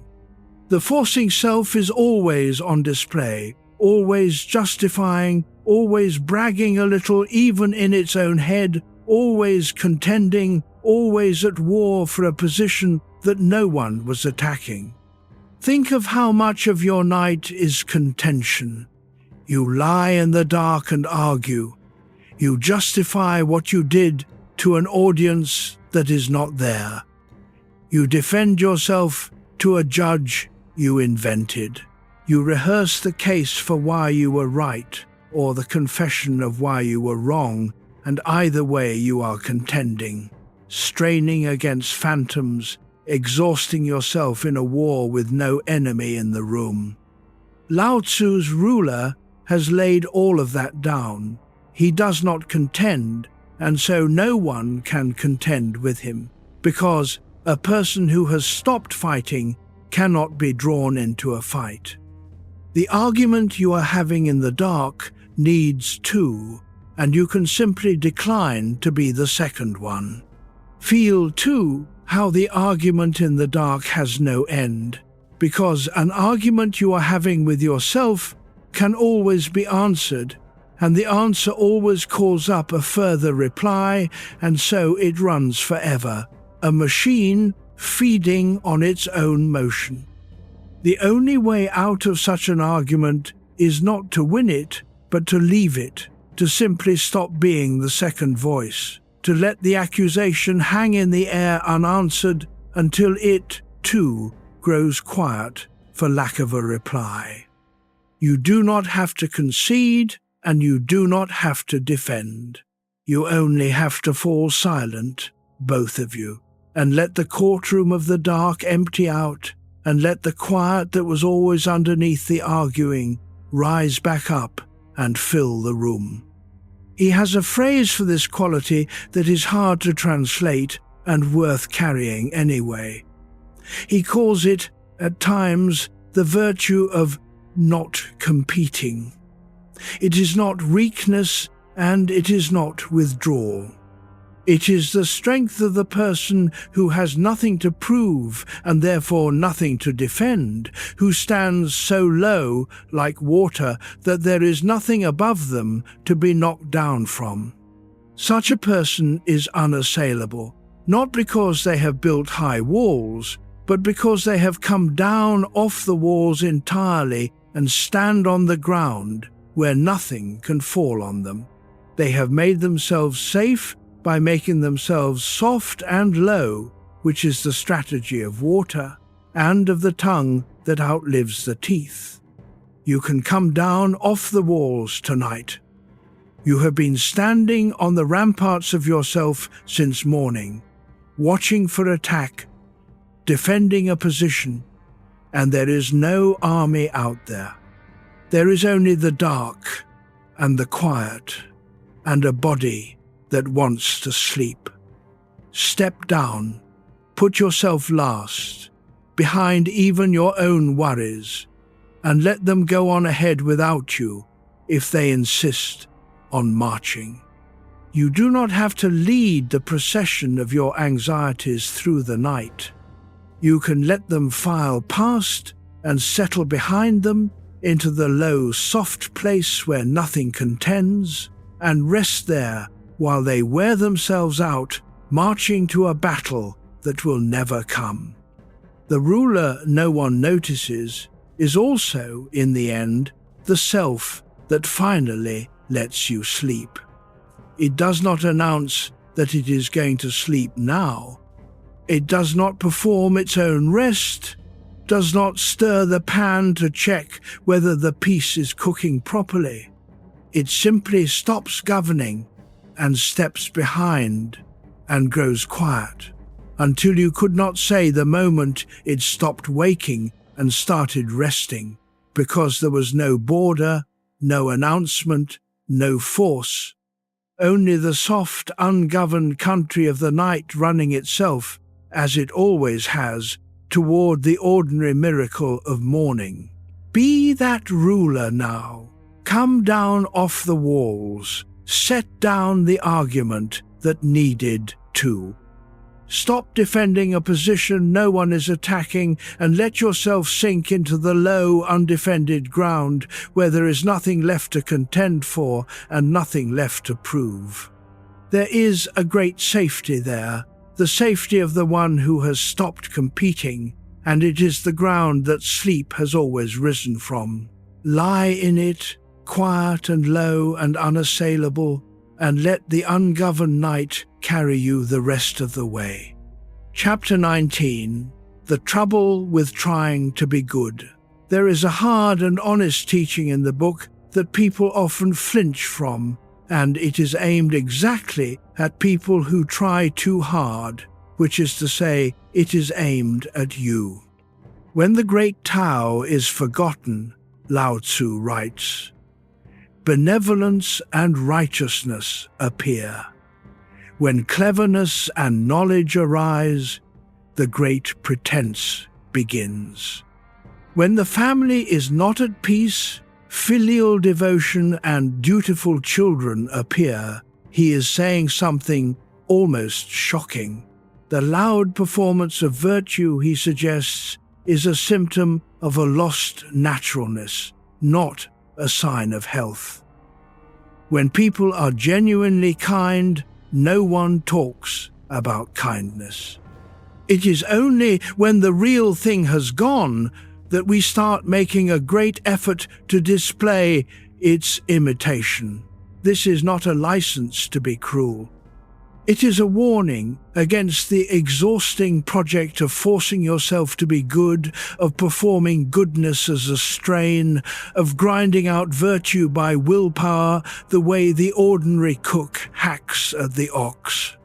Real goodness, in this view, is like the tree that gives fruit without deciding to, without congratulating itself, without knowing it is being generous. The moment you have to force yourself to be kind, something upstream has already gone wrong. Some naturalness has been lost, and the forcing, however admirable it looks, is a patch over the loss, not a cure for it. Confucius wanted to save the world by teaching everyone to perform the right rituals correctly. Lao Tzu watched that project and gently suggested that a world which needs to be reminded so loudly to be good has already forgotten how. For a person who cannot stop forcing, this lands close to home, because so much of your forcing is moral. You force yourself to be the good one, the responsible one, the person who never drops the thing they are carrying, and you lie awake at night auditing your own goodness, prosecuting your small failures, straining to be better tomorrow. It is a heavy way to live, and Lao Tzu's counsel is not that you should stop caring, but that the strained, self-conscious, performed version of care is not the deep thing, and is in fact using up all the energy the deep thing needs. The truly kind person is not exhausted by their kindness. The water benefits all things and does not compete, and it does not lie awake wondering whether it benefited them correctly. There is a specific rest in setting down the audit of your own virtue. You do not have to be good in the dark. You do not have to be anything in the dark. The whole apparatus of self-improvement, the ledger of your failings, the plan to be better, the anxious accounting of whether you are a good enough person, is a daytime machine, and you can turn it off at night without becoming worse. In fact, you will be gentler in the morning for having rested, and the gentleness will come more easily, more naturally, less forced, because it will rise from a person who slept rather than one who lay awake all night trying to grind themselves into virtue. Let the ledger close. Let the great pretense fall quiet. You were not put here to force yourself into goodness by staying awake and suffering. Under all the performed virtue is a simpler creature, the uncarved block again, which is kind the way water is wet, without effort and without display. That creature does not need to prove anything to the dark. It only needs to rest, and in resting it becomes, without trying, more like the good thing it was, exhausting itself to imitate. So stop trying to be good tonight. Just be soft and low and quiet, and let the goodness take care of itself, as the real kind always has. The audit can wait for a morning that will judge you more gently than you judge yourself at midnight. For now, close the ledger, forgive the small failures of one ordinary day, and let the tired, good creature that you actually are lie down at last and rest, unaudited, unforced, and quietly, naturally, already enough. Chapter 20. Enough is a kind of wealth. There is a line in the book so plain that it can slip past you, and it holds one of the quietest cures for a restless mind ever written. He who knows he has enough is rich, not he who has much. He who knows he has enough. Wealth, in Lao Tzu's seeing, is not a quantity of things, but a quality of relationship to what you already hold, and by that measure, the richest person alive might own almost nothing, while a person surrounded by every possession can be desperately poor because they do not know and cannot feel that what they have is enough. The restless mind is a poor mind in exactly this sense. It lies in the dark not because it lacks anything it needs for the night, but because it cannot register that it has what it needs. You have a bed. You have warmth. You have a body that is, in this moment, safe and breathing. For the purposes of the next several hours, you have enough, completely enough, and yet the mind keeps reaching past the enough toward some missing thing, some unfinished business, some tomorrow that must be secured before rest can be permitted. That reaching is the poverty. It is a hunger that no amount of getting has ever filled, because it was never really about the thing it reached for. Lao Tzu traced almost all human trouble back to this reaching. There is no greater calamity, he wrote, than not knowing what is enough, and no greater fault than the wish to acquire. The wish to acquire, the endless leaning forward into more, is not a strategy for happiness that occasionally misfires. It is itself the unhappiness. A person who has made peace with enough has nothing left to chase and can therefore be still, and stillness, he thought, is where a human being finally comes home to their own life, instead of living permanently a few steps ahead of it, in a future that arrives only to be traded immediately for a further future. This does not mean you should want nothing and let your life go slack. It means that underneath your wanting there can be a floor of enough, a place you return to each night where the reaching stops, and you let the day's account be closed with whatever is in it. The farmer plants and hopes for a good harvest, but he does not lie awake pulling the rice. He knows the field holds enough for tonight, that the day did what it could, that the striving can rest until morning. Enough is not the end of effort. It is the ground the effort stands on, and without it, every effort becomes frantic, because it is trying to secure a bottom that no achievement can ever provide. Feel for the floor of enough beneath you now. This night is not missing anything. It does not need tomorrow's problem solved to be complete. It does not need the conversation finished, or the plan secured, or the worry resolved.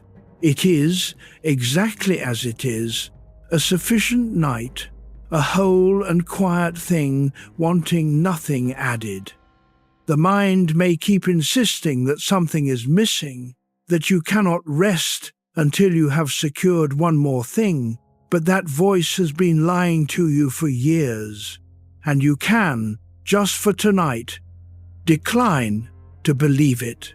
You have enough. You are enough.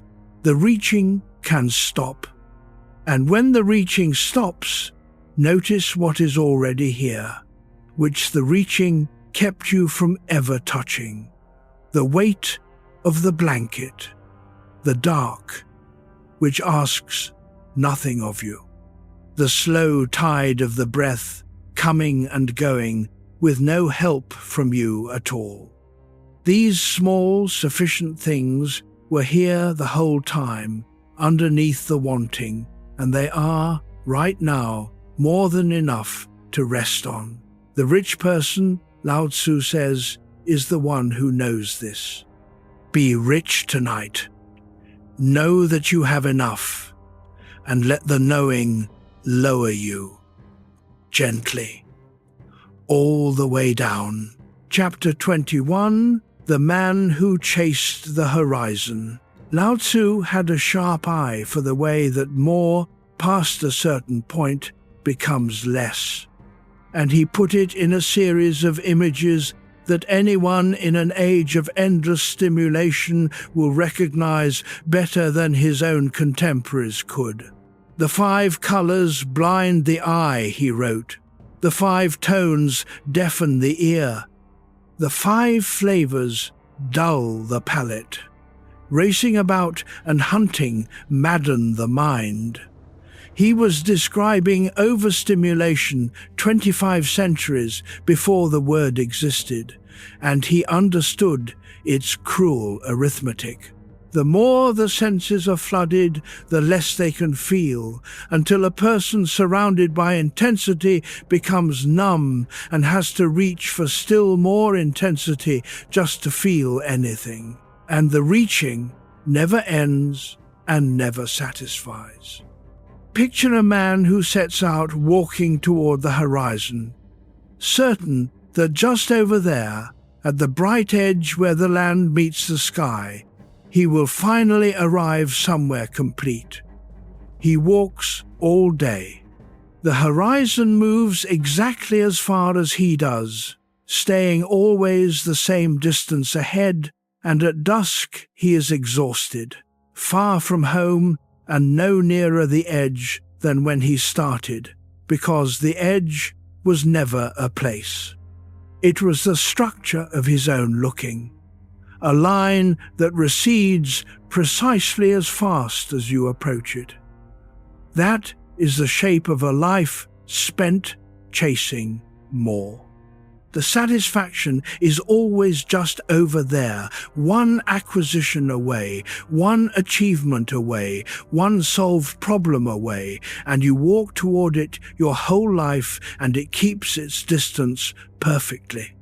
The mind that cannot sleep is often a mind that has been chasing the horizon all day and cannot understand why it has not arrived. It reached and reached, secured this, achieved that, crossed off the list, and still, in the dark, the sense of completion has not come. The bright edge has not been reached, and so it keeps walking even now in the bed, reaching for the tomorrow that will finally be the arrival. But tomorrow is the horizon. It will move exactly as far as you walk toward it. There is no version of the future secure enough to let a horizon chaser finally rest, because resting was never on the far side of more. It was always available only by stopping, by turning around, by noticing that the ground you are already standing on is as much of a somewhere as the bright edge ever was. Lao Tzu's counsel to the horizon chaser is almost comically simple. Stop walking. The sage, he says, is guided by what he feels and not by what he sees. He does not go chasing the bright edge on the outside. He tends to the belly and not the eye, which is his earthy way of saying he attends to what actually nourishes and steadies him, rather than to the glittering images that pull the eye forever outward. He stays home, and staying home, he finds that the completeness he was chasing across the whole world was quietly waiting in the one place he never went, which was here, where he already was. You have been chasing a horizon into the dark. The proof is that you are still awake, still leaning forward into a tomorrow that must be secured, still walking toward a bright edge of resolution where you imagine sleep will finally be permitted. Turn around. There is no edge to reach tonight. It is a strange relief to admit that there is nowhere else to be. So much of the restlessness comes from the low hum of a belief that the real place, the place where your life actually happens, is somewhere ahead of you, and that here is only a waiting room. But there is no waiting room. This is the place. This breath, this dark, this ordinary, unglamorous now, is not the lobby of your life. It is your life, the whole of it, arriving one plain moment at a time. And the tragedy of the horizon chaser is that they walk through the entire thing, looking for the entrance. Stop at the threshold you are already standing on. You are not early, you are not late. You are exactly, completely here. There is only this ground, this bed, this breath, this sufficient and unglamorous here, which is not one step short of anywhere. It is the destination the whole exhausting journey was trying and failing to reach. You have arrived because you never actually left, set down the walking. Let the eye stop reaching outward into the imagined distance and let your attention sink back into the belly, into the slow, warm center of the body where there is nothing to chase and nothing to secure. The horizon can keep its distance. You are no longer walking toward it. You are here, on the enough ground, in the sufficient night, and here, it turns out, is the only place a tired traveler was ever able to lie down. Chapter 22, Knowing When to Stop. If you are still with me, still floating here in the dark somewhere between the day and the sleep, then you have already begun to do the thing this whole long night is about. You have stopped reaching. A little. You have let the words wash over you without gripping them, without trying to memorize or achieve them. And that soft, ungrasping attention is itself Wu Wei, is itself the medicine. You do not have to hold on to anything I say. Let it move through you like water through the cupped and open hand. What is meant to stay will stay on its own. Lao Tzu returns, near the middle of the book, to a small teaching that gathers up everything about enough and reaching and the horizon, and makes of it a single practical mercy. Know when to stop, he says, and you will avoid danger.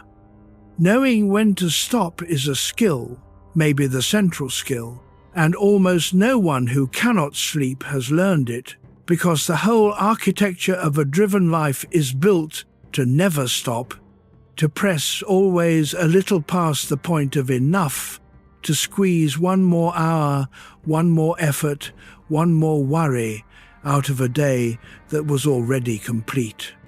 To stop is treated as a failure, a weakness, a giving up. Lao Tzu treats it as wisdom, as the thing that keeps the blade sharp and the person whole. There is a stopping point in everything, if you can feel for it.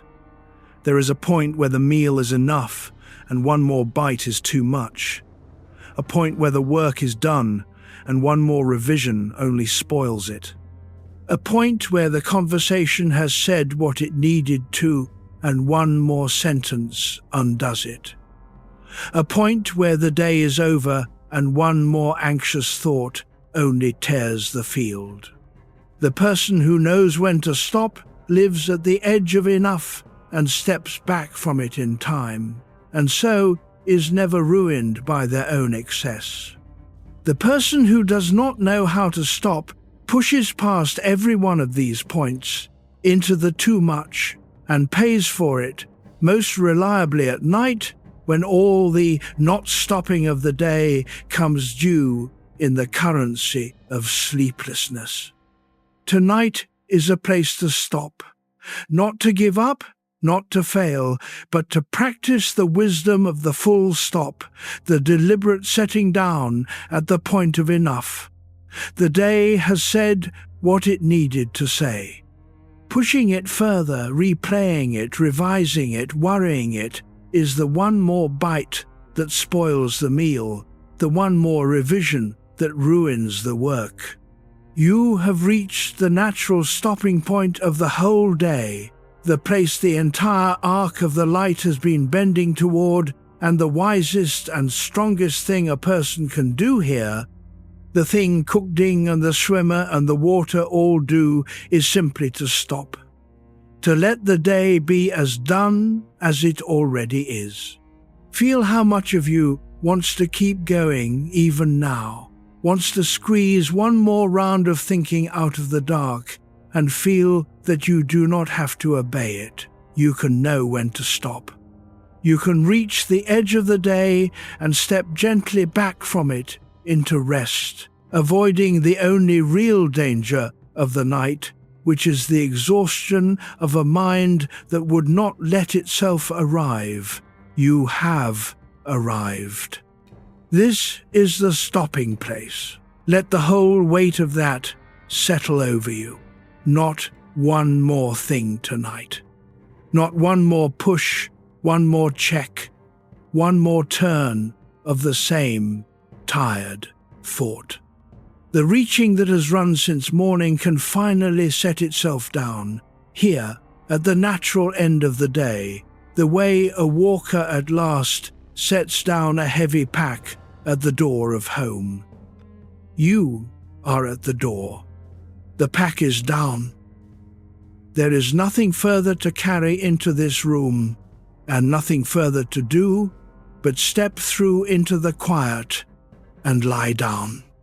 There is nowhere further to get to tonight, and nothing further to secure, and the knowing of that, the deep permission of it, is the softest ground you have lain on all day. So stop here with me in the enough of it. Let the reaching for tomorrow be the bite you do not take. Let the day be the meal that was already complete. The tongue survives because it is soft. The field grows because no one pulls it.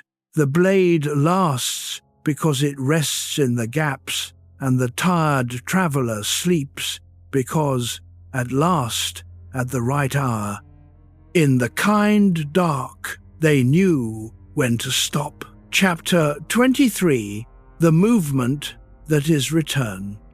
There is a single short line that many readers consider the hinge of the whole book. Returning, Lao Tzu writes, is the motion of the Tao, 4 words in the original, and they hold a whole cosmology. Everything that goes out comes back. The breath goes out to its fullest, and then, of its own accord, returns. The day goes out to its noon and returns to dark. The year climbs to summer and returns to winter. The tide reaches its high mark and returns to the flats. Nothing in nature goes on in one direction forever. Everything is a returning, a going out and a coming back, and the Tao is not the going out alone, but the whole turning cycle, the return as much as the departure. This matters for a tired person, because you live, most of the time, as if life were only the going out. Push forward, achieve more, climb higher, extend further, and never come back, never rest, never return, as though returning were a kind of losing. But a breath that only went out would kill you. An out-breath is not a failure of breathing. It is half of breathing, and the return of the in-breath is not a defeat of the out-breath, but its natural completion. Rest is not the opposite of your active life. It is the return half of it, without which the going out has nothing to go out from, and the person who cannot rest is like a set of lungs that will only exhale, straining and slowly suffocating on their own refusal to come back. Night is the great return. The whole turning day has been bending toward it since the light first came up, and lying here in the dark, you are not stopping the motion of your life, you are completing it. You are riding the return that the Tao has built into everything that lives. There is nothing unnatural or lazy or weak about it. It is the most natural motion there is, the coming back that every wave and every breath and every year performs without shame. To resist it, to try to keep going out into the dark, to push forward when the whole of nature is turning homeward, is the only unnatural thing, and it is exactly what the sleepless mind is trying to do. Lao Tzu found in this cyclical return a deep reassurance, and you can borrow it tonight. Because the motion of the Tao is return, nothing that goes out is truly lost. The energy you spent today is not gone forever. It is returning. gathering, coming back to you through the dark. The way the tide that went out is already turning back toward the shore. You do not have to hoard yourself or fear that rest is a leak in the bucket. Rest is the tide coming in. It is the refilling. Consider how much strength you have been spending to hold the going out open past its hour, to keep the day from turning into night, to stay reaching when everything in you wanted to come back. It is like holding a held breath, and it burns, and it cannot last. And the relief, when you finally let the breath return, is the same relief that is available to you now in the whole body, if you will let the whole day return the way a breath returns. Nothing is asked of the tide when it comes in. It does not labor. It simply stops going out, and the coming back happens on its own, and the shore that was bare is quietly, effortlessly covered again. The person who trusts the return can spend themselves fully in the day, because they know the night will bring it all back, and the person who does not trust the return clutches and hoards and, ironically, is the most depleted of all. Let yourself return now.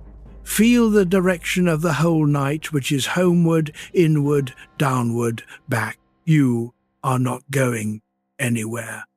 You are coming back from the long days going out to the still center that everything returns to. The breath shows you the way each time it comes home. Follow it. Let the out-breath be the day going out, spent and complete, and let the in-breath be the tide of the night returning, filling you again, needing no effort, moving with the oldest motion there is. And if a thought goes out into some worry, do not chase it and do not fight it. Simply wait and trust the return. The mind, like everything else, moves in cycles, and a thought that has gone out to its furthest reach will turn on its own and come back towards stillness, the way a thrown ball slows and returns to the earth. You do not have to pull it back. You only have to stop throwing it further out and let the natural returning of all things carry it, and you gently home. Chapter 24. Everything turns into its opposite. Very early in the book, in the second poem, Lao Tzu lays out a way of seeing that the whole rest of it depends on. When everyone recognizes beauty as beauty, he says, ugliness has already appeared.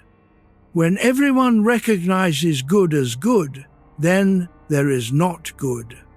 Being and non-being give birth to each other. Difficult and easy complete each other. Long and short define each other. High and low lean on each other. Before and after follow each other. He is pointing at something we usually miss, which is that opposites are not enemies, they are partners. Neither one could exist without the other, the way a hill cannot exist without a valley, the way you cannot have an inside without an outside, the way there is no up in a world with no down. The old symbol most people know, the circle divided into a dark half and a light half, each curling into the other, each holding a seed of the other at its heart, is the picture of this. It is not a battle between the dark and the light. It is a dance, a mutual arising, in which each half is forever flowing into its opposite and back. And the dark contains a spot of light, and the light contains a spot of dark, because nothing in this world is ever purely one thing. Far away in Greece, at almost the same moment in history, a philosopher named Heraclitus was staring at the same truth and saying that the way up and the way down are one and the same, that everything flows, that strife and harmony are secretly the same thing seen from two sides, two ends of the earth, two men, one seeing. For a restless mind, this changes what you do with the hard half of your experience. The forcing self is always trying to have only the good half, only the light, only the up, only the easy, and to eliminate the dark and difficult half entirely, and this is not merely hard, it is impossible, because the two are born together, and one cannot be kept without the other. You cannot have days without nights, gain without loss, security without the risk it is measured against, rest without the effort it returns from. The night you resist is the dark half of the very light you love. To fight it is to fight half of your own life, and to lose always, because the half cannot be cut off from the whole. So, the wisdom is not to force the dark away, but to let it be the partner it is. This wakefulness, this difficulty, this heavy hour is not an intruder in an otherwise good life. It is the low half of the wheel that also has a high half, the valley that gives the hill its height, the not good that lets you recognize the good when it returns, as it will. Because the motion of the Tao is return, and everything turns into its opposite. The hardest hour of the night is already at its heart, curling toward its opposite, carrying a seed of the ease that is coming, the way the dark half of the circle carries its spot of light. You do not have to make this a good night by force. You only have to stop fighting the half of it that is dark, and let it be what it is, the natural, low turn of the wheel, holding within it the seed of the rest that is already beginning to curl up out of its center. The struggle to have only the light half is the whole struggle, and you can lay it down. Let there be dark, let there be quiet. Let there be this soft, low half of the turning circle, which is not your enemy and never was, but the necessary and beautiful partner of every bright thing you have ever loved. Breathe into the dark half without resisting it. It will turn. It always turns. The circle is already moving under you, carrying this hour toward its opposite, and your only task is to stop gripping the wheel and let it turn, the way it has turned every night since the first night.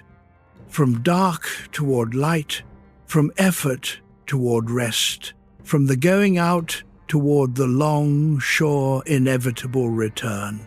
Chapter 25, The Long Way That Is the Short Way. Lao Tzu had a fondness for paradox, not to be clever, but because he found the truth genuinely lived on the far side of what seems obvious. Yield and overcome, he writes. Bend and be straight. Empty and be full. Wear out and be new. Have little and gain. Have much and be confused. And then the strangest one, the crooked shall be made straight, the winding path arrives. He is telling you again and again that the direct route, the forced straight line from where you are to where you want to be, is very often the slowest route of all, and that the apparent detour, the yielding, the roundabout, the patient winding way, is the one that actually arrives. Water is his proof, as always. Water never takes the straight line. It wins, it pools, it doubles back, It follows the lowest contour of the land in long, lazy curves that a straight-minded engineer would call inefficient. And it reaches the sea without fail, every drop of it, while the dam built to force it straight cracks and is overtopped and fails. The Roman Emperor Marcus Aurelius, sitting up late in his own tent in a cold country far from Lao Tzu, wrote something close to this in his private notebook, that the mind adapts and converts to its own purposes the obstacle to our acting, that what stands in the way becomes the way. The blocked path is not the end of the journey, it is the next turn of it. The forcing mind hates this, because it wants the straight line, the shortest distance, the immediate arrival, and it treats every curve and obstacle and delay as an insult, a thing to be smashed through by will. And so it spends itself against the dam, against the bone, against the straight wall of the problem, and gets nowhere, and calls the getting nowhere proof that it must push even harder. But the thing you are trying to force straight tonight, the sleep you are trying to march directly toward, will not come by the straight road. It comes only by the winding one, the one that gives up on arriving, that yields, that stops trying to get there and simply meanders in the dark until, at some curve you did not plan, without your noticing the moment, it is suddenly there. This is why every direct assault on sleep fails, and every indirect approach eventually works. You cannot march straight at unconsciousness and seize it. You can only win toward it, thinking of water, thinking of an old man on a slow ox, letting the mind wander down long, soft curves of nothing in particular, until the winding path arrives where the straight one never could. The crooked shall be made straight. The person who gives up the straight line and trusts the wandering way is the one who gets home. The person who insists on the direct route stands forever at the foot of the dam, pushing, while the water that gave up on straightness reached the sea hours ago. So let the way be crooked tonight. Do not try to go straight to sleep. Let your attention wander down whatever soft winding path it likes, the sound of the breath, the weight of the dark, the memory of water finding the low places, the old master riding west toward a gate. There is no wrong turn on the winding way, because the winding is the way, and every curve of it, however aimless it seems, is bending, slowly, patiently, without your management, toward the sea of sleep that all winding water reaches in the end. You are not lost when you wander here. You are exactly on the road. The straight, forced, effortful path was the only real detour, and you have finally left it. Let the long, soft, crooked way carry you now, in no hurry, arriving precisely because it has stopped trying to arrive, until the winding brings you, as it always brings the water, all the way down and home. Chapter 26. The Valley that Receives the Rain.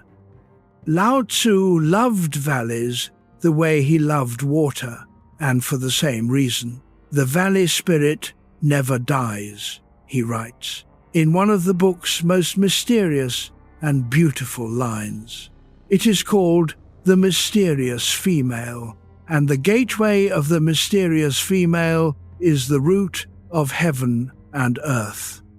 Continuous, always present, it is used without effort.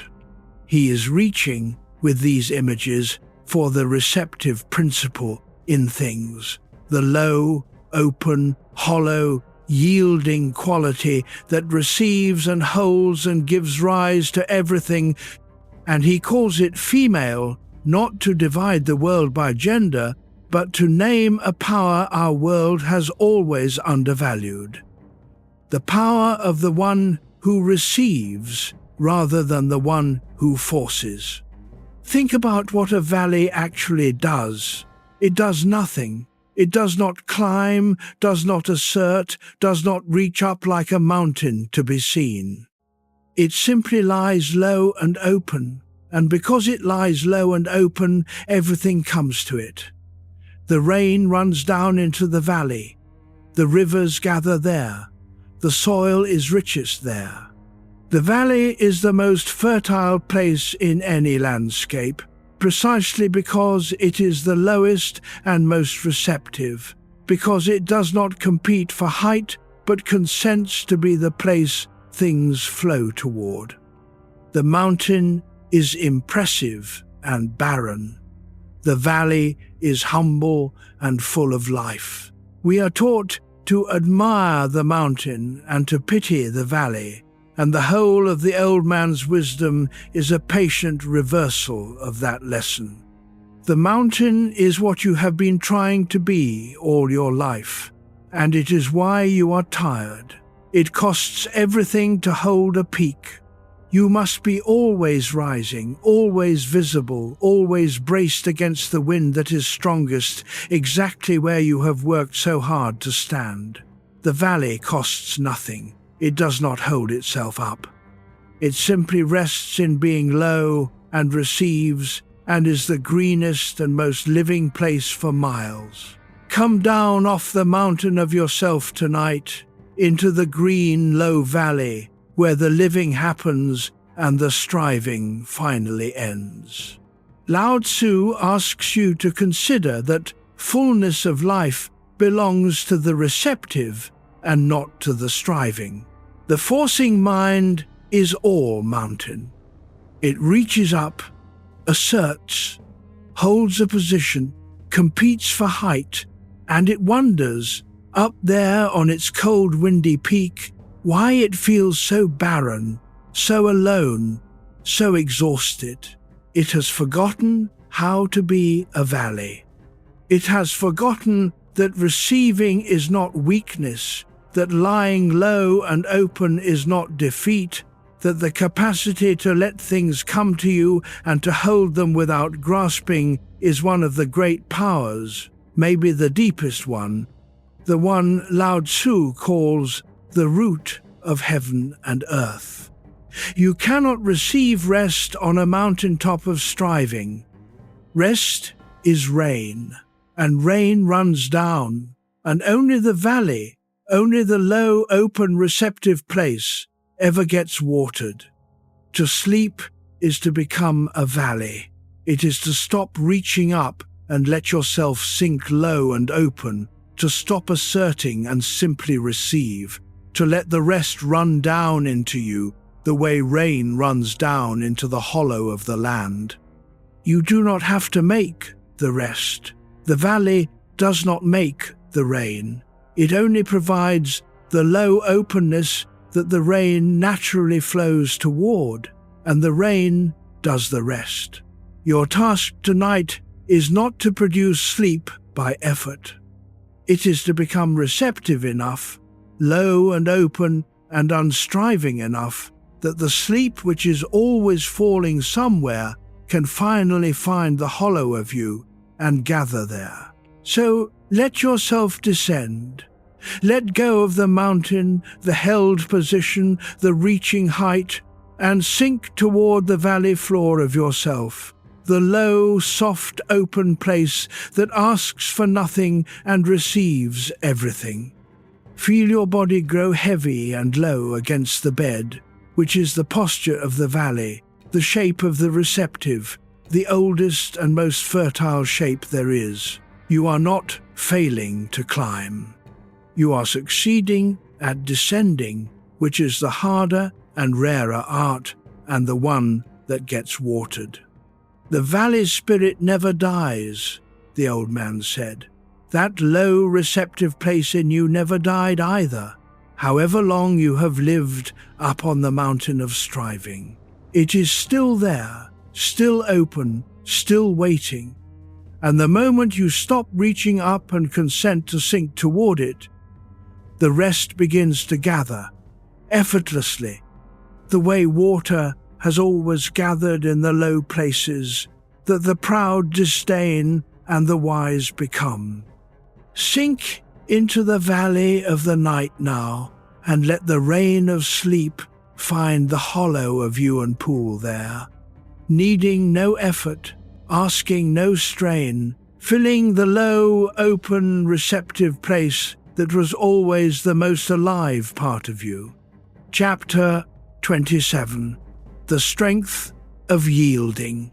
There is a political poem late in the book that turns out to be about far more than politics. A great country, Lao Tzu writes, is like the low ground where all streams flow, the meeting place of the world, the receptive female of the world. The female, he says, overcomes the male by stillness, and by stillness she places herself below. It is a startling claim in any age, and it was more startling in his that the one who lies low and stays still and yields is the one who, in the end, overcomes. The whole warlike logic of his time said the opposite, that you win by rising, striking, forcing, dominating. He watched that logic play out across a century of ruin and quietly insisted that it had the direction of real strength exactly backward. We have touched this already with the water and the tongue and the valley, but here he makes the mechanism explicit, and it is worth understanding because your restless mind does not believe it. Yielding overcomes because it offers nothing to push against. The person who yields cannot be knocked down because they have already voluntarily come down. The stream that flows into the low ground cannot be dammed out of it, because low is where water was already going. The still one overcomes the agitated one, because agitation exhausts itself, while stillness simply waits. And waiting, in the long run, wins, the way the patient soft water wins against the impatient hard stone. There is nothing passive in this. It is a strategy of immense strength. It is only a strength that looks, to the forcing eye, like weakness, which is why so few ever learn it. Your sleeplessness is the agitated principle of Lao Tzu's image, striving, rising, forcing, striking at the night, and it will lose exactly as agitation always loses, by exhausting itself against a night that offers nothing to strike. The stillness you could bring instead is the yielding, the lying low, and it would overcome the wakefulness not by defeating it in battle, but by declining the battle entirely, by becoming so low and still and unresisting that the wakefulness has nothing to fight and simply subsides, the way a wave subsides when it finally reaches the flat open shore that does not push back. This is the deepest reversal in all of Lao Tzu, and the hardest for a driven person to trust, that the way to overcome is to yield, that the way to win the night is to stop fighting it, that the strength which finally brings you rest is not the strength of the clenched fist, but the strength of the open hand, not the hardness that resists, but the softness that receives, not the mountain that stands against the storm, but the valley that lets the storm pass over and pool gently in its low ground. Everything hard and striving in you has been losing to the night for hours. The soft and yielding thing in you has not yet been given its turn, and it is the thing that wins. Give it its turn now. Yield. Not the yielding of collapse, the frightened giving up, but the yielding of the valley and the water and the still low ground, the deliberate, strong, soft consent to come down and stop resisting.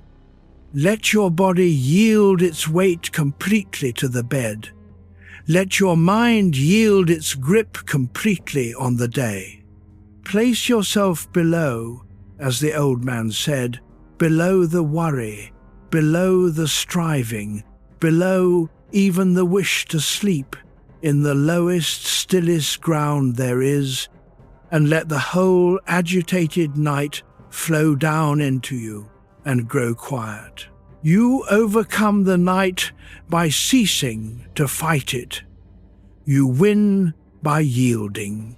The stillness you place beneath everything is not defeat. It is the oldest victory there is, the victory of water over stone, of tongue over tooth, of valley over mountain, of the soft over the hard. Lie in that victory now. It asks nothing of you but that you stop striking at the dark and let yourself at last come all the way down, still and low and yielding into the ground where rest has always gathered. Chapter 28. The First Treasure. A Soft Heart. If you are still here, drifting in the dark with the old master and his images, I want you to notice, gently, that you have been kind to yourself for a little while now. You have loosened some grip, softened some clenched place, let some worry go unpulled. That softening toward yourself is not a small thing. It is, in fact, the first of what Lao Tzu called his 3 treasures, and it is worth slowing down to receive, because most people go their whole lives without turning it toward themselves even once. I have 3 treasures, the old man says, which I hold and keep. The first is compassion, or mercy, a deep tenderness of heart. The second is frugality, or simplicity, the wanting of little. The third is not daring to be first in the world, a kind of humility, a willingness to go last and low.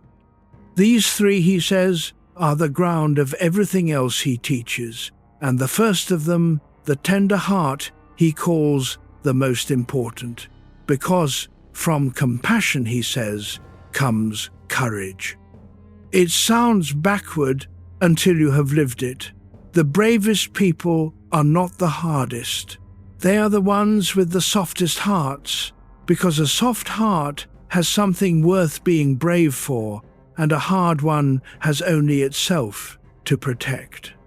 The person who cannot stop forcing usually has a hard heart pointed in exactly one direction, at themselves. You may be gentle with others, patient with their failures, forgiving of their limits, and utterly merciless with your own. You drive yourself, audit yourself, force yourself, speak to yourself in the dark in a voice you would never use on a person you loved. And Lao Tzu's first treasure, the tender heart, is one you have been withholding from the single person who cannot get away from you, the one lying here in this bed, the one who has been trying so hard for so long and is so tired. Compassion, he says, is the first treasure. Turn it tonight toward yourself. There is nothing sentimental in this. It is the most practical instruction in the whole night. A body being driven by a harsh mind cannot rest, the way an animal cannot settle under a cruel master. but a body held by a merciful mind softens. The way an animal settles under a gentle hand. The tenderness is not a reward you earn by first sleeping. It is the condition that allows the sleep. And you have been the hard master of yourself all day, and the hardness is a large part of why you are still awake. Try, for these last hours, being the gentle one instead. Speak to the tired creature in this bed the way you would speak to someone you loved who could not sleep. Not force, mercy. There is nothing weak in this gentleness, whatever the hard voice tells you. It takes more strength to soften toward a tired creature than to drive it, more courage to lay down the whip than to keep cracking it in the dark. The mercy you have withheld from yourself for so long was never a luxury you had to earn. It was the missing thing all along, the one condition under which a driven body finally unclenches and rests. Give it now, without conditions, the way you would give it freely to anyone else you loved who was lying awake and worn through. Feel what happens in the body when the inner voice softens. The bracing eases, the breath drops lower. Something in the chest that has been held tight since morning begins, very slightly, to let down. This is compassion doing its quiet physical work, and it costs nothing, and it is always available, and it is the exact opposite of forcing. You do not drive a frightened thing to sleep.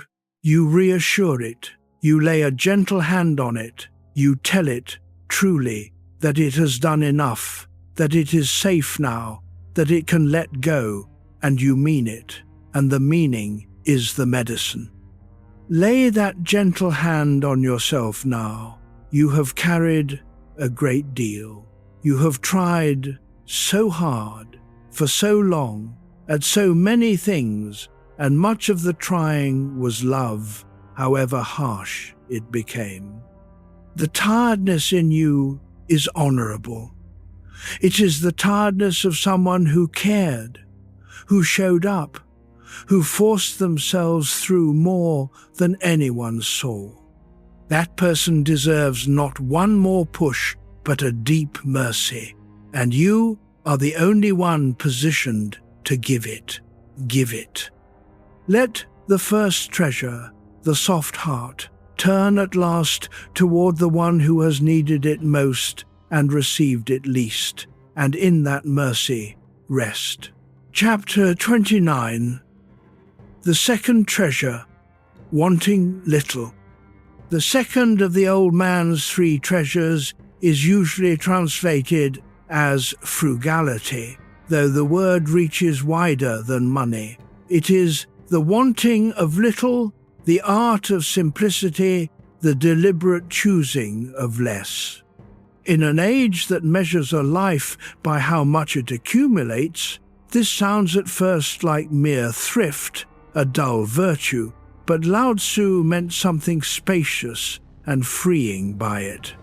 He had noticed that every want is a small tether, a thread running out from you to some object in the world, and that a person who wants a great many things is tied by a great many threads, pulled in 100 directions at once, never still, never wholly here, always leaning out toward the next thing they have decided they need. The one who wants little, by contrast, is barely tethered at all, and so is free to be where they are, to rest where they are, to be whole where they are. It is not that they own nothing or enjoy nothing. It is that they have loosened the threads, cut the endless leaning out, and come back to the sufficiency of the present, the enough we spoke of earlier in the night. Manifest plainness, the old man says. Embrace simplicity, Reduce selfishness. Have few desires. He puts them together on purpose. The reduction of wanting and the return to plainness are the same movement, and both of them gather a scattered person back into one still place. The restless mind at night is a mind pulled by too many threads. It wants tomorrow secured, and the conversation fixed, and the plan perfected, and the past revised, and the future guaranteed. And each of these wants is a thread, yanking it out of the bed and into some elsewhere, some future or past that is not here and cannot be rested in. You cannot sleep in tomorrow. You cannot rest in the revised past. You can only rest here, in the plain, sufficient present, and the many wants are precisely the threads pulling you out of the one place where rest is possible. Frugality, the second treasure, is the scissors. It cuts the threads. It lets you come back. There is a great simplicity available at night that the day rarely allows, and it is one of the mercies of the dark. In the daylight, the world spreads its 10,000 wantable things before you, and the eye reaches for all of them. But in the dark, in the bed, the world narrows to almost nothing, to warmth and weight and breath and quiet, and this narrowing is not a poverty, it is the second treasure arriving on its own. The night hands you simplicity. There is a kindness in learning to want less that the striving world can never understand, because it mistakes the wanting for the living. But the person who wants little is not living less. They are living more because they are actually present for the small, sufficient life in front of them, instead of forever leaning past it toward a life that is not here yet. The plain bowl of rice, eaten slowly, with attention, nourishes more than a feast eaten while planning the next one. And the plain, quiet night, received simply, without reaching past it, rests you more deeply than 100 nights spent grasping at a sleep that grasping drives away. It strips away the 10,000 things and leaves you the few that actually sustain a resting creature, and all you have to do is accept the gift. Stop reaching past the plain enough of the dark toward the bright, wantable elsewhere, and let the wanting grow as quiet as the room. Feel how few threads you actually need right now. Not the job, not tomorrow, not the plan, not the 100 wants of the day. Just this: warmth, weight, the breath coming and going, the dark that asks for nothing. This is the whole of what a resting person requires, and it is already here, complete, needing no addition. Every thread beyond it is a thread you can let go slack for the night. And as each one loosens, you will feel yourself gathered back from the scattered elsewhere, into the one plain, sufficient place where you actually are. Let the wanting grow small then. Let the threads go slack. Come all the way back from the bright, scattered elsewhere into the plain, sufficient dark, where the second treasure has been waiting to gather you, whole and still and wanting nothing, into the simplicity that was always the shortest road to rest. There is nothing to reach for here. There is only enough, and the deep quiet of a creature that has stopped leaning out of its own life, and the soft, sufficient dark closing gently around a person who wants, for once, for nothing at all. Chapter 30. The third treasure, going last. The third treasure is the strangest to modern ears, and Lao Tzu phrases it as a refusal. Not daring to be first in the world, he calls it, a chosen humility, a willingness to go last, to stay low, to let others go ahead. In a culture that worships being first, this sounds almost like a failure of nerve, but he meant it as the summit of a certain wisdom, and he tied it, as he tied everything, to the water that seeks the lowest place, and the valley that lies beneath all the streams. The one who does not push to be first, he thought, is oddly the one who lasts, who leads without exhausting themselves, who ends up sustained precisely because they were not forever fighting for position. There is a private version of this that has nothing to do with ambition and everything to do with the way you lie in the dark. The forcing mind always wants to be first, to be ahead, to be out in front of its own life, arriving at tomorrow before tomorrow comes, solving the problem before the problem is even fully here, staying always a step in front of the moment, so as never to be caught unprepared. It cannot go last. It cannot let the moment go ahead of it and simply follow. And this refusal to go last, this compulsion to be always out in front, is one of the deepest engines of sleeplessness, because sleep requires you to fall behind the moment, to let the present go on ahead into the dark while you stay back, unhurried, following at a half step's distance instead of racing ahead. To go last is to stop leading your own experience and start following it.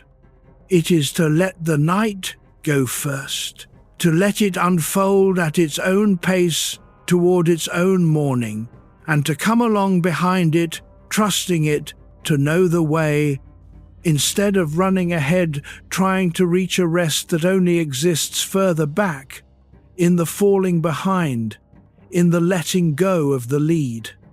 The person who insists on being first at everything can never sleep, because sleep is the one place you get to precisely by going last, by yielding the lead, by letting yourself fall gently behind the racing mind until the racing outruns you and disappears into the dark and leaves you, at last, still.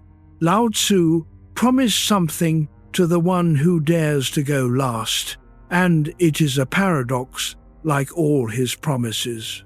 By putting himself behind, he says, the sage ends up ahead. By giving up his own advantage, he finds himself sustained. The one who stops fighting for first place discovers that the thing they were fighting for arrives on its own the moment they stop. The way sleep arrives the moment you stop chasing it, the way rest overtakes the one who finally consents to fall behind. You do not have to win the night. You have to lose the race deliberately, to let the front-running mind go on without you, to hang back into the low, quiet last place where nothing is being competed for, and rest has been waiting all along. So go last tonight. Let the anxious part of you race ahead into tomorrow if it insists, and do not follow it. Stay back, stay low. Let the moment go first, and come along behind it, unhurried, in no competition with anyone or anything, in the humble last place that the striving world disdains and the wise choose. There is a deep safety in the rear of the procession, in the low ground, in the going last. A safety the front-runners never feel because they are always exposed, always straining, always afraid of being overtaken. You cannot be overtaken in the last place. You cannot fall from the low ground. Let the three treasures hold you now, all three together: the soft heart, the wanting of little, the going last. They are not three separate rules. They are one movement, the movement of a person who has stopped forcing, turning tender, turning simple, turning low, and being received, because of it, into the rest that force could never seize, and gentleness simply allows. Chapter 31. The map is not the road. Lao Tzu had a wary relationship with knowledge, and it is worth understanding tonight, because your wakefulness is in large part a disease of too much knowing, or rather of a mind that cannot stop trying to know. Those who know do not speak, he wrote, and those who speak do not know. In pursuit of learning, every day something is acquired. In pursuit of the Tao, every day something is dropped. He was not against understanding. He spent his life as a keeper of records. But he had seen how a certain kind of knowing, the accumulating, gripping, analyzing kind, could grow into a cage, and how the mind that mistook its map of the world for the world itself could lose the actual living road entirely. There is knowing and there is knowing. There is the knowing of the book, which can be spoken, listed, argued, accumulated, and there is the knowing of the swimmer and the cook, which lives in the body and cannot be put into words at all. Cook Ding could not fully explain how he cut the ox. The ferryman could not say how he crossed the water. The deepest competence any of us has, the knowing of how to walk, how to breathe, how to fall asleep, is exactly the kind that words cannot hold and the analyzing mind cannot improve. And the tragedy of the sleepless is that they try to solve a bodily, wordless knowing, the knowing of how to rest, with the loud, verbal, analyzing mind, which is the one faculty guaranteed to make it worse. You cannot think your way to sleep, because sleep is not a thought, and the harder the verbal mind works at it, the further off it goes. The way the man who thinks too hard about how to walk down a staircase begins to stumble. The map is not the road. Your thoughts about rest are a map, and you have been standing in the dark studying the map, analyzing it, revising it, when the actual road to rest runs right under your feet and requires only that you stop reading and start walking, which here means stop thinking and start sinking. The dropping that Lao Tzu prized, the daily letting go, is exactly this. Not the acquiring of one more idea about how to sleep, but the dropping of all of them until the wordless body knowing that has put you to sleep every night of your life is finally allowed to do its work without the verbal mind standing over it, narrating. This is a great relief if you let it be. It means you do not have to figure anything out tonight. You do not have to understand your sleeplessness, analyze your day, solve the problem of your own rest. All of that is map reading, and the map was never the thing. The road is under you already. The body knows the way. It has known the way since before you learned a single word. since the undivided infancy the old man kept pointing back to. And it does not need the analyzing mind's help, and never did, and is in fact only waiting for that mind to grow quiet enough to let the old wordless knowing take over. So let the knowing that speaks fall silent, and trust the knowing that does not speak. Let the map drop from your hands into the dark. You do not need it. The road home to sleep is not on any map, and never was. It is a thing the body walks in the dark, without instructions. The way water finds the sea without a chart. The way the swimmer crosses the deadly water without a technique, by a knowing older and surer than words. That knowing is in you right now, intact, patient, waiting. It put you to sleep as a child 1,000 times before you had the words to interfere. It can be trusted to do it again tonight, the moment the speaking mind sets down its map and grows still. There is nothing left to figure out. There never was.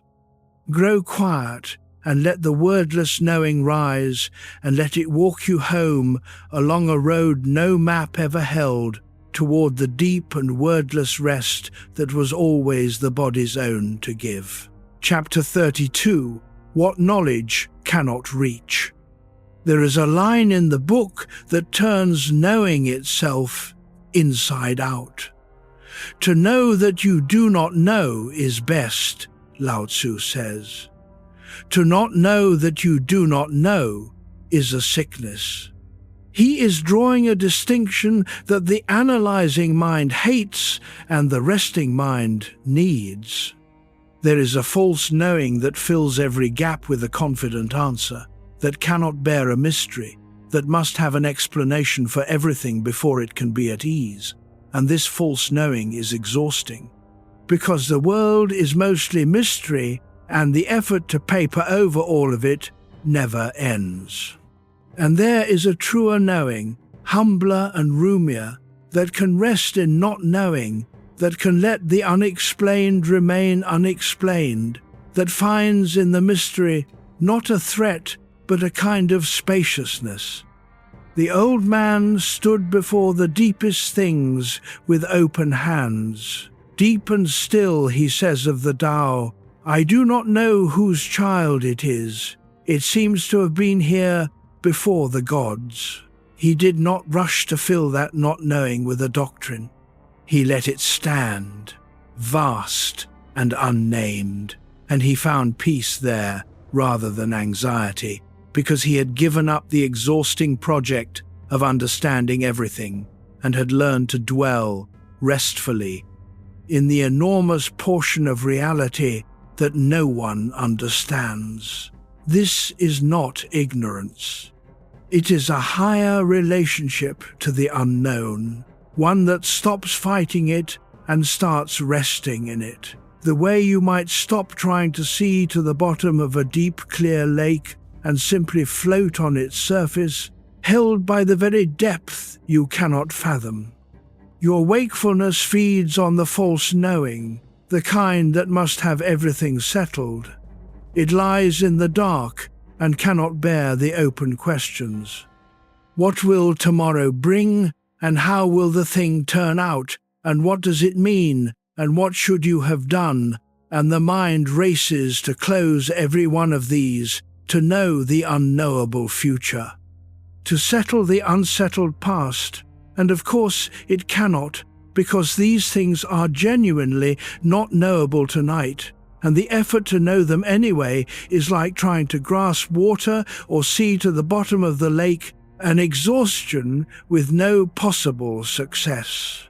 The truer knowing would let the questions stay open, would float on the deep instead of trying to drain it, would say simply, I do not know how tomorrow will go, and I do not have to know tonight, and there is rest in the not having to know.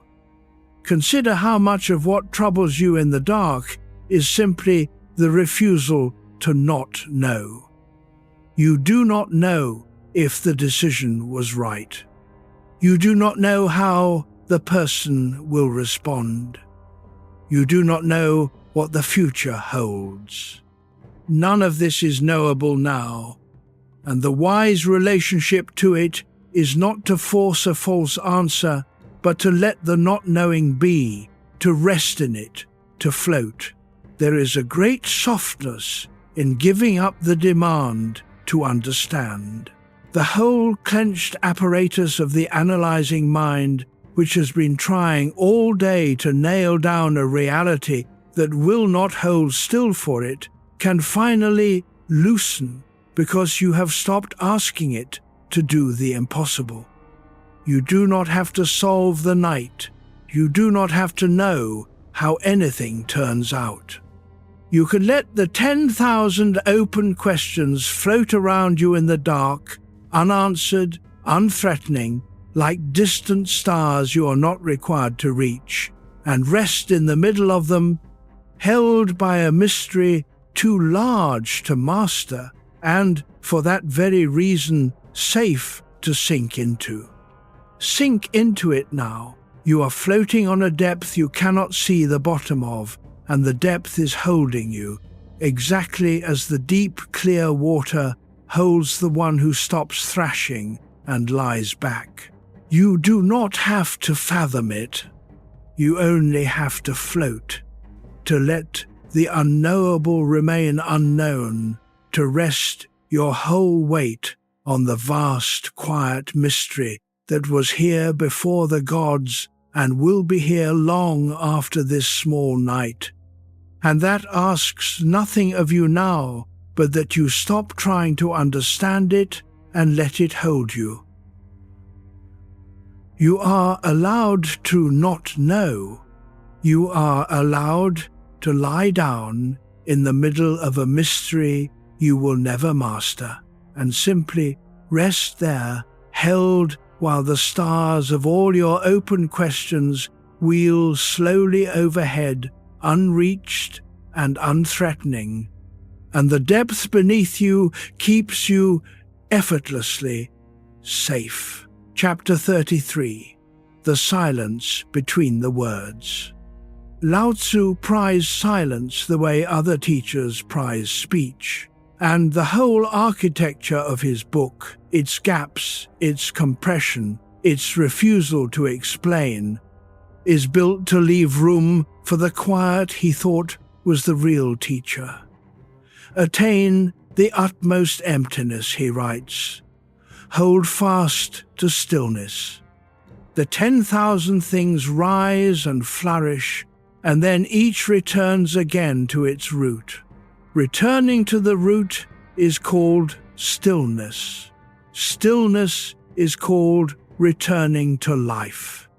He is describing a practice as much as a philosophy, the practice of growing quiet enough, empty enough, still enough to watch the whole busy world rise and fall without being pulled into its rising and falling, to sit at the still root while the 10,000 things do their turning. We are almost never quiet. Even our silences are full, crowded with inner speech, with the running commentary that narrates every moment, with a voice that will not stop talking in the dark. The silence Lao Tzu means is not merely the absence of outer noise. It is the settling of the inner voice, the stilling of the narrator, the quiet that opens when the commentary finally pauses, and you can hear underneath it the deeper silence that was always there. The way you hear the quiet of a house only after a machine you had stopped noticing switches off. That deeper silence is the root he speaks of, the still place all the noisy things return to, and it is available in any moment the narration stops, including this one.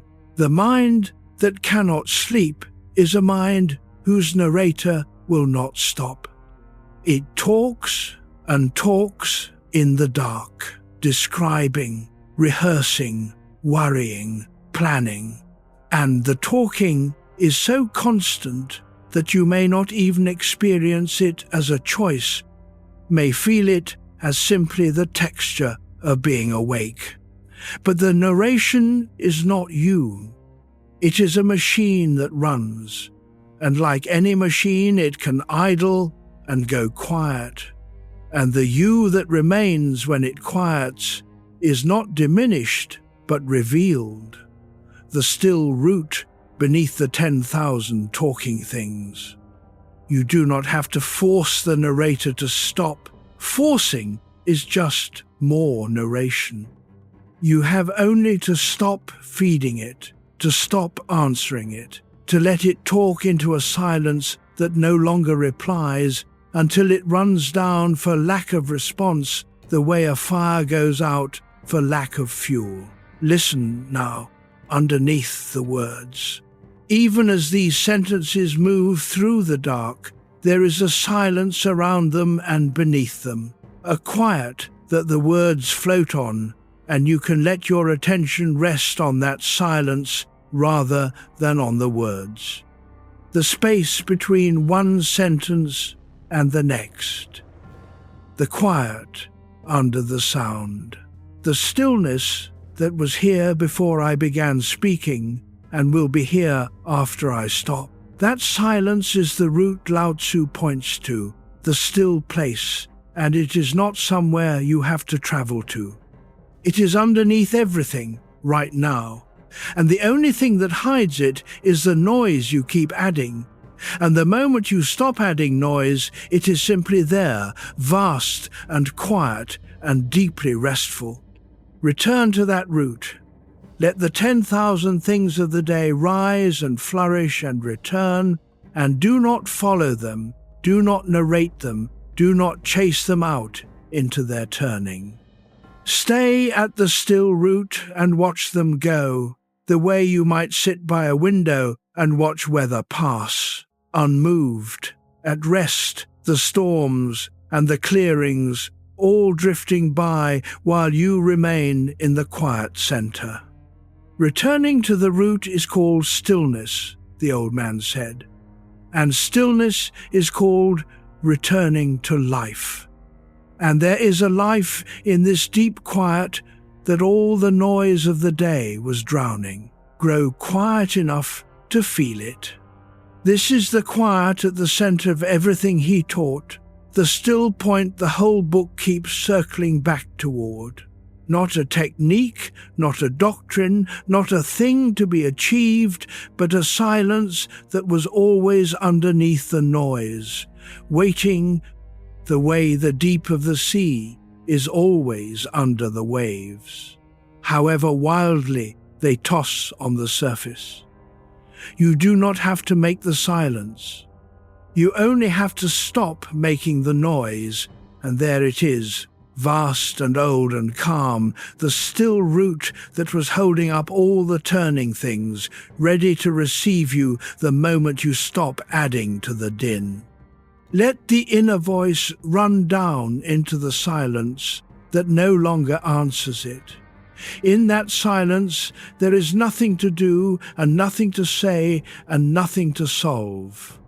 There is only the quiet and the breath moving through it, and the still root holding you, and the 10,000 things drifting away into the dark, growing fainter, growing softer, returning, as all things return to the deep silence that is now gently closing over you, like still water over a stone that has finally stopped falling. Chapter 34, The Butterfly and the Man.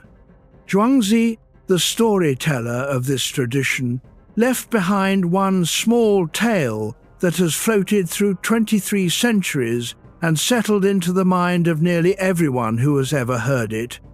And it is the perfect story to hold as you drift toward the border of sleep.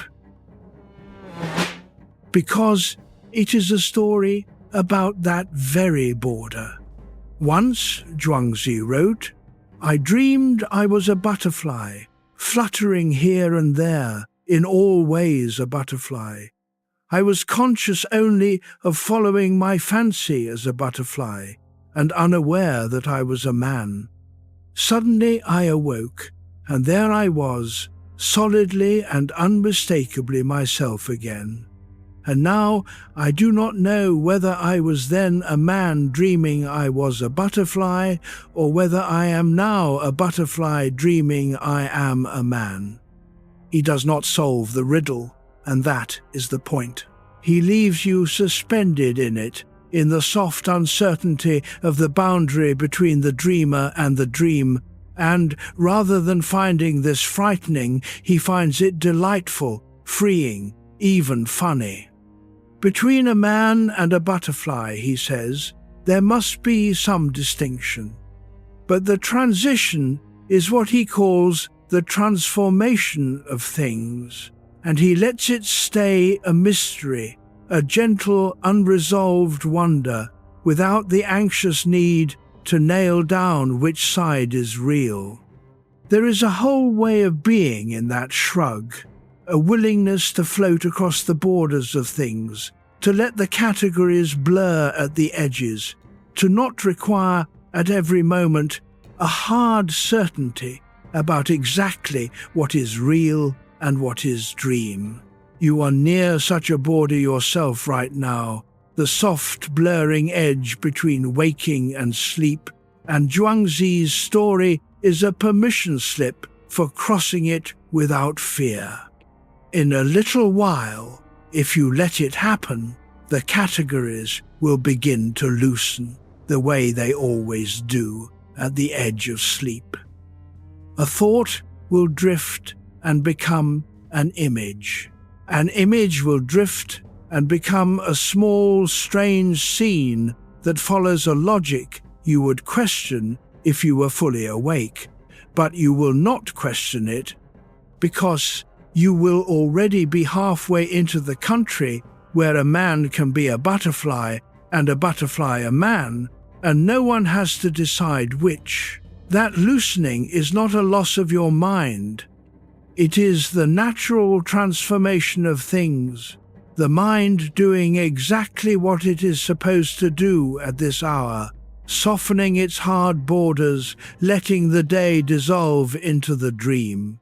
The forcing mind resists this crossing because it wants to stay in charge, to keep the categories firm, to remain solidly and unmistakably itself, as Zhuangzi says of the waking man. It is afraid of the blurring, afraid of the moment when it stops being able to say for certain what is real, and so it clutches at wakefulness, keeps the borders hard, refuses the soft transformation, and stays awake, guarding a self that does not actually need guarding. But you can take the butterfly's view instead. You can let the borders blur.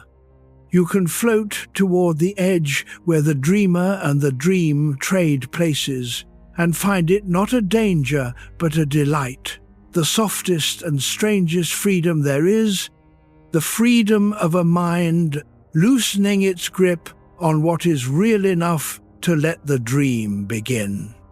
There is nothing to fear in the crossing. Every night of your life you have made it, dissolved from the hard waking self into the soft country of dream, and back again by morning, whole, yourself undamaged, having been a butterfly and 100 other things in the dark, and returned each time to the person in the bed. It is the most natural transformation there is, and it is beginning now, at the edges, if you will let the categories go soft.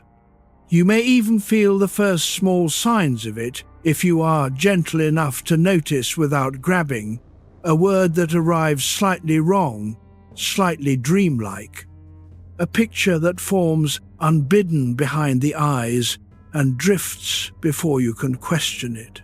A moment where you lose the thread of this voice entirely and then find it again, softer, further off. These are not failures of attention. They are the tide of sleep coming in over the flats of the waking mind, and the only thing that can push it back out is the small alarm of the mind noticing and clutching. Do not clutch. Let the strange soft signs come and go. They are the border dissolving, exactly as it should, exactly as it does every night, and you are already halfway across. You do not have to know which side is real. You do not have to stay solidly yourself. Let the borders loosen now. Let the thoughts begin their slow change into images, and the images into small drifting scenes. And do not question the logic of them, do not force the categories back into place. You are crossing the soft edge that Zhuangzi loved, where the dreamer and the dream trade places and no one minds, and it is carrying you exactly where you have been trying all night to go. Be the butterfly for a while. Follow the fancy into the dark, and let the transformation of things, gentle and ancient and unafraid, carry you across the blurring border into sleep. Chapter 35. The tree, no axe wanted. Zhuangzi loved to praise useless things, and his favorite was a tree. He tells of an enormous old oak, a shrine tree, so vast that thousands of oxen could shelter in its shade, its trunk 100 spans around, its branches high enough to build boats from. Crowds came to marvel at it, but a master carpenter walked past it without a second glance, and when his apprentice ran after him, astonished that he would ignore such magnificent timber, the carpenter said, "It is useless. Make a boat from it, and the boat sinks. Make a coffin, and the coffin rots. Make a tool, and it splits. Make a door, and it oozes sap. Make a pillar, and the worms eat it. It is wood of no quality, good for nothing, and that is why it has lived so long." That night, the story goes, the tree appeared to the carpenter in a dream and gently corrected him. "Are you comparing me to your useful trees?" it asked. "The cherry, the pear, the orange, all the trees that bear fruit or good timber are torn at the moment their fruit is ripe or their wood is straight. Their usefulness makes their lives miserable, and so they do not live out the years heaven gave them. They are cut down in their prime by their own worth. I have spent a long life," the tree said, "learning to be useless, and now old and vast and sheltering. That uselessness is the very thing that has kept me alive. What you call good for nothing has been good for me." There is a teaching here that lands with peculiar force on a certain kind of person, the useful kind, the kind who cannot stop being productive, who measures their worth by their output, who feels that every hour must yield something, and who therefore cannot rest, because rest produces nothing, and a person who is only worth their production cannot bear to stop producing even in the dark. Such a person is like the fruit tree, torn at constantly for their usefulness, cut into by everyone who needs something, never given the long, quiet uselessness in which a living thing grows vast and sheltering and old. And the tragedy is that they do this to themselves, keeping themselves useful even at night, refusing the uselessness that is the only soil rest grows in. Lao Tzu and Zhuangzi both insist that there is a deep worth in being, for a time, good for nothing. The valley is useless in that it produces no height. The empty room is useless in that it is only space. The night is useless in that it makes nothing, sells nothing, achieves nothing, and it is precisely in that great nightly uselessness that all the real restoration of a life quietly happens. You do not become worthless when you stop being useful. You become like the great tree, free to live out the years heaven gave you, free to grow vast and old and sheltering, free from the axe of your own productivity, which has been cutting into you for as long as you can remember. Give yourself the tree's permission tonight. You do not have to be useful in the dark. You do not have to produce a single thing, not a solved problem, not a finished plan, not an ounce of progress. You are allowed to be, for these hours, gloriously good for nothing, as useless as the great oak, as useless as the empty room, as useless as the valley and the night and every deep, restful thing there is. The uselessness is not a failing, it is the shelter. It is the long quiet in which a worn creature is allowed, finally, to stop being worth something and simply be alive. Rest in your uselessness, then, the way the great tree rested in its own, growing vast in the dark. Let the axe of productivity fall from your hands.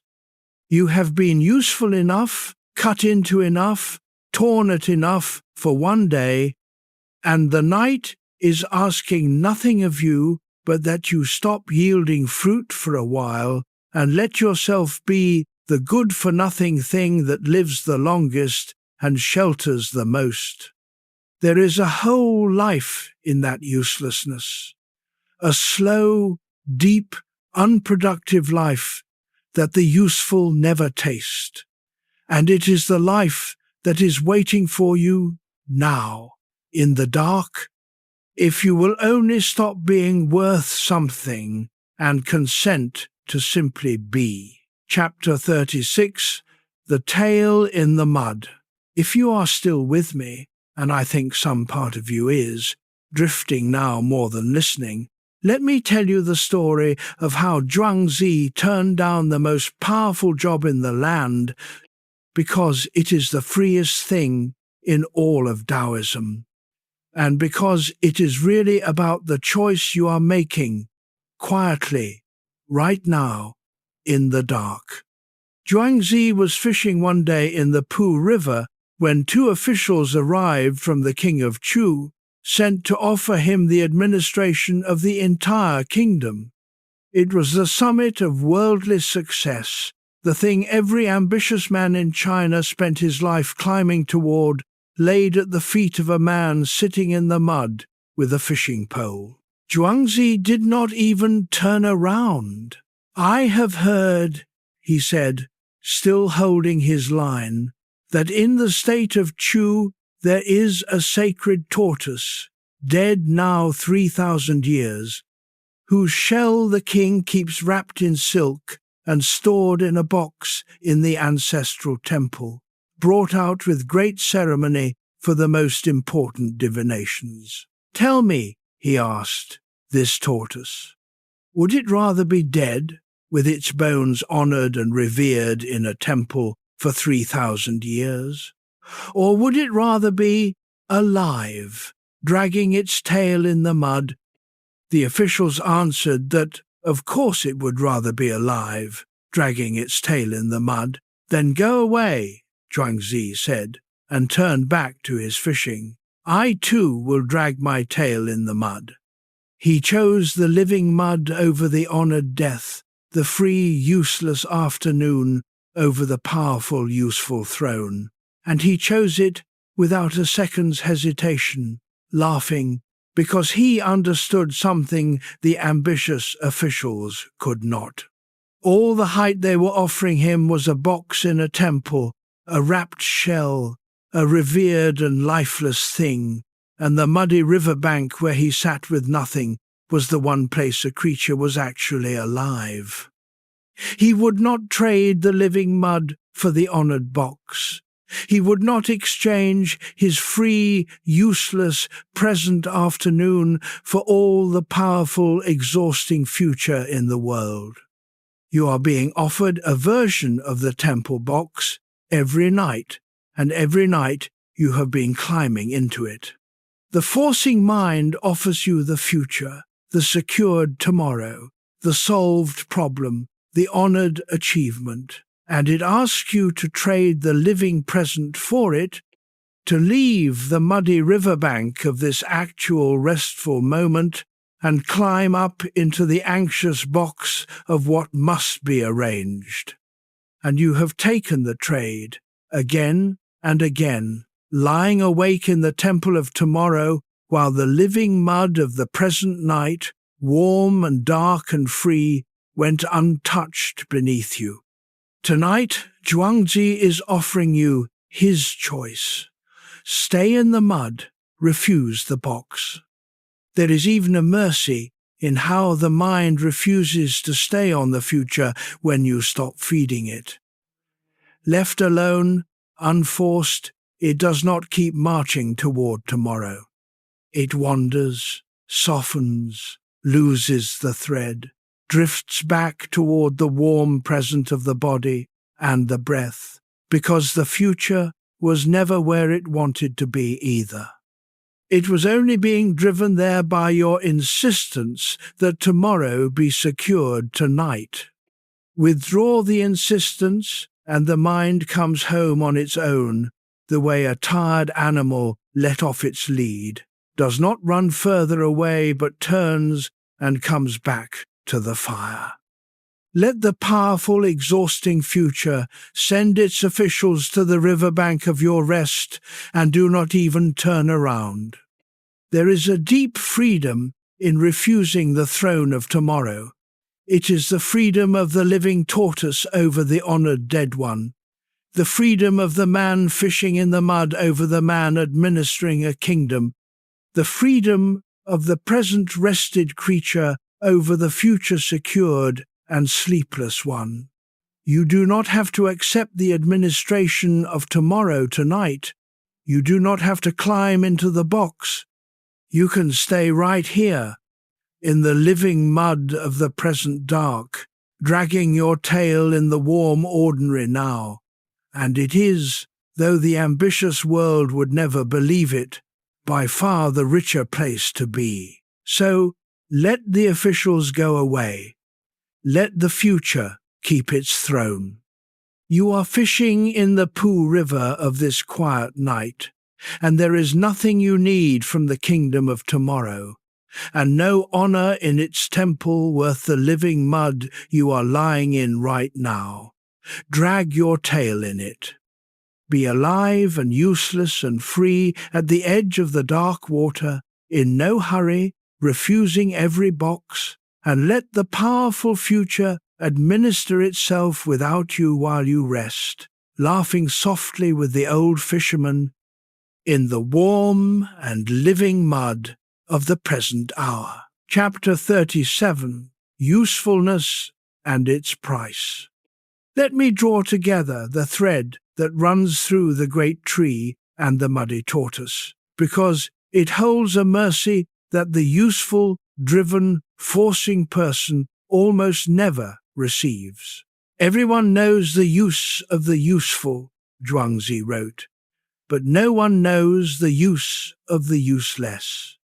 We are trained from childhood to be useful, to be worth something, to justify our existence by our output, and it is a training so deep that we carry it into the dark and cannot put it down, even to sleep. But there is a use to the useless that the whole economy of usefulness cannot see. And it is the use that keeps a living thing alive, that shelters it, that gives it the long, quiet years, that lets it rest. The price of relentless usefulness is the fruit tree's price. torn at the moment the fruit is ripe, cut down the moment the timber is straight, never allowed to simply grow. And the driven person pays this price most cruelly at night, when the day's uselessness finally arrives, the great nightly good-for-nothing that all creatures need, and they cannot accept it, cannot let themselves be useless even for the hours of the dark. And so they lie there still trying to be worth something, still producing worry, still yielding the fruit of anxious thought, and are torn at all night by their own inability to stop being useful. The insomnia of the productive is the fruit tree refusing to have a winter, refusing the bare, useless season in which the roots do their deep, quiet work. You are allowed a winter tonight. You are allowed to be as bare and useless and unproductive as an oak in December, whose whole apparent worthlessness is in fact the season doing its deepest work, drawing the life down into the roots, resting the wood, preparing in stillness a spring that no amount of forcing in the dark could hasten by a single day. The rest you need is not a failure to be useful. It is the useful uselessness, the productive unproductivity, the deep necessary winter of a living thing. And it happens only when you finally stop demanding fruit of yourself and let the bare season be bare. There is nothing to produce here. That is not a lack. It is the whole gift of the hour. The night is the one time the great machine of your usefulness is allowed to go quiet, and in its quiet all the restoration happens that the loud, useful day never has room for. The body mends in the uselessness. The mind clears in the uselessness. The roots drink in the uselessness. And the only thing that interrupts this deep restorative good-for-nothing is the trained voice that will not let you stop being worth something, the voice you can, tonight, gently decline to obey. Decline it now. Let yourself be useless. Let the fruit go unborn, the timber ungrown, the problem unsolved, the tomorrow unadministered, and sink into the bare and sheltering winter of the night, where a living thing is finally allowed to stop justifying its existence and simply, restfully be. You do not have to earn this rest by being useful first. The rest is not a wage. It is the season, and the season has come. The long, useless dark in which the roots do their silent work, and all you have to do is let it be as bare and quiet and good-for-nothing as it needs to be. Grow bare, then, and rest in the uselessness the busy world despises and the wise trees have always known. There is a spring being prepared in you tonight that no forcing could hasten, and it is being prepared precisely by this bareness, this stillness, this deep, unproductive dark. Let the winter do its quiet work. Let yourself be gloriously, restfully, good-for-nothing, like the great tree and the living tortoise, and let the roots, in the dark, drink deep. Chapter 38, The Newborn's Open Hand. Lao Tzu returns, near the end of his book, to the newborn one last time, and he notices something about its body that is worth feeling in your own. One who is filled with harmony, he writes, is like a newborn child. Its bones are soft, its muscles weak, but its grip is firm. It does not yet know the union of things, yet its whole being is complete. It can cry all day without growing hoarse. This is perfect harmony.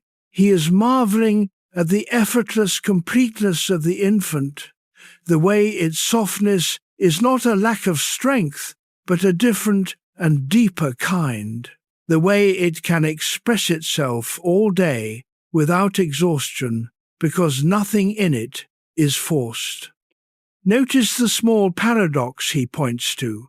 Its bones are soft, its muscles weak, but its grip is firm. The newborn's hand closes around your finger with a strength that startles new parents, a grip that can nearly hold its own weight, and yet there is no effort in it, no straining, no clenching of the will. It is a strength that comes not from force, but from harmony, from a body still perfectly at one with itself, not yet divided into the part that commands and the part that resists. That undivided softness is stronger in its way than all the hard forcing you can muster, because it costs nothing and never tires. The way the infant cries all day and never grows hoarse, while an adult shouting for an hour is wrecked. Somewhere along the way, you lost that. The world taught you that strength meant hardening, that to be capable you must clench, that the firm grip comes from the tightened will, and you have spent your adult life gripping hard and growing hoarse, exhausting yourself with a forced strength that the newborn achieves effortlessly through softness. Lao Tzu's strange suggestion, all through this book, is that the way back to real strength is not more hardening, but a return toward that infant harmony, that undivided softness, the firm grip that comes from being at one with yourself rather than at war. And nowhere is this more available than at the edge of sleep, where the body is allowed, briefly, to return to something like the infant's unforced completeness. Feel your own hand now, wherever it rests. The forcing mind keeps even the hand faintly clenched, ready, braced. Let it become a newborn's hand, soft and open and unstraining. Let the fingers uncurl the way an infant's do in sleep, not by an effort to open them, but by the simple withdrawal of the effort that was closing them. That small softening in the hand is the whole teaching in miniature, the return from the hard, forced grip to the soft, harmonious one, from the exhausting adult clench to the effortless infant openness. And the body reads it instantly, and something in you begins, in response, to remember how to rest. You were complete once, the old man is telling you, before the forcing began, and that completeness was not something you achieved and then lost. It was your original condition, and it is still underneath everything, the way the uncarved block is still under the carved shape. The harmony of the newborn did not die when you grew up and grew hard. It only went quiet, waiting, the way the valley spirit never dies, but lies always ready beneath the striving. And at this hour, in this dark, with the hand softening and the grip releasing, you can return toward it. Not by forcing your way back to some lost innocence, but by simply letting the hard adult effort fall away and allowing the old harmony to surface. Let it surface now. Let the hand open. Let the bones go soft, the muscles go weak. in the good way, the newborn's way, the way of a body that has stopped bracing against itself and returned to being one whole, unforced thing. There is a firm, quiet grip on life that comes only from this softness, and a deep rest that comes only from this harmony. And both of them are rising in you now, from underneath, as the forcing falls away and the infant completeness that never really left begins gently to close over the day, like a small, soft hand. Chapter 39, The Hardness That Comes Before the End. We heard early in the night the old teacher's lesson about the tongue and the teeth, and Lao Tzu made of it a law that runs through the whole living world. A person is born soft and supple, he writes, and dies stiff and hard. Plants are born tender and pliant, and die brittle and dry. Therefore the stiff and unbending is the disciple of death, and the soft and yielding is the disciple of life. The hard and strong will fall, the soft and weak will overcome. It is one of his boldest claims, and he stakes it on the plainest evidence there is, the difference between a living body and a dead one, between a green branch and a dry one. Watch what happens to anything as it dies. It stiffens. The living muscle is supple and the dead one goes rigid. The living branch bends in the wind and the dead one snaps. The living reed lies flat in the flood and rises again, and the dead stalk stands stiff until the water breaks it. Life, everywhere you look, is soft and yielding and pliant, and death is hard and stiff and unbending, and the person who spends their whole existence hardening themselves in the name of strength is, in Lao Tzu's clear and startling sight, practicing death, rehearsing rigor, becoming the disciple of the very thing they are trying to defend against. The forcing you do at night is a small hardening, a stiffening against the soft, yielding thing that sleep asks you to become. To fall asleep you must go supple, must let the body soften and the mind go pliant, must become for a while the tender, yielding, living thing rather than the braced, hard, defended one.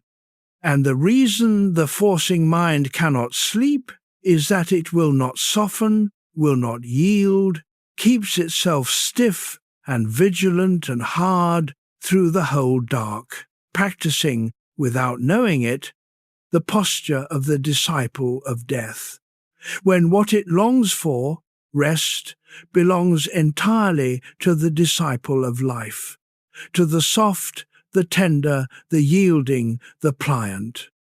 So the choice at the edge of sleep is, in the old man's terms, a choice between life and death, though not the way you would first think.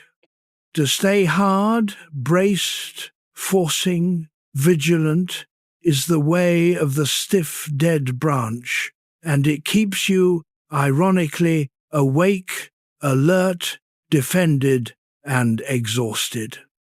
To go soft, to yield, to become tender and pliant and low, is the way of the living reed, and it is the only way into the rest you are seeking.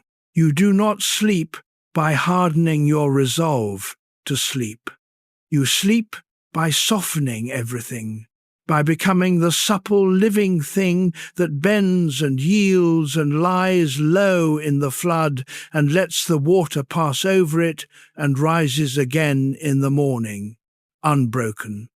Choose the soft way now, the disciple of life. Let every hardened place go tender. Let the stiff vigilance soften into pliant trust. Let the braced body become the yielding one, the living reed and not the dead stalk, and feel how the softening is itself the sleep beginning, how the two are not separate, how to go supple and to fall asleep are the same single motion of a living thing lying down in the dark. The hardness that felt like safety was only rigor. The softness that felt like weakness is the whole of life and the whole of rest, and it is rising in you now as you let the last stiffness go. Be the soft and yielding thing tonight, the disciple of life, the living reed. Let the flood of the dark pass over you, and do not stand stiff against it. Bend, yield.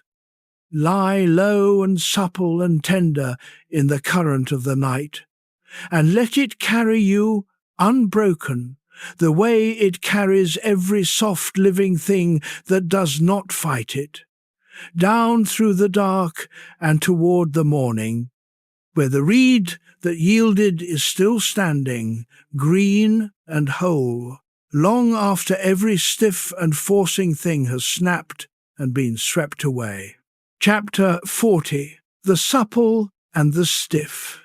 Picture two trees in a great storm, because it gathers everything the old man has been telling you into a single image you can hold as you sink towards sleep.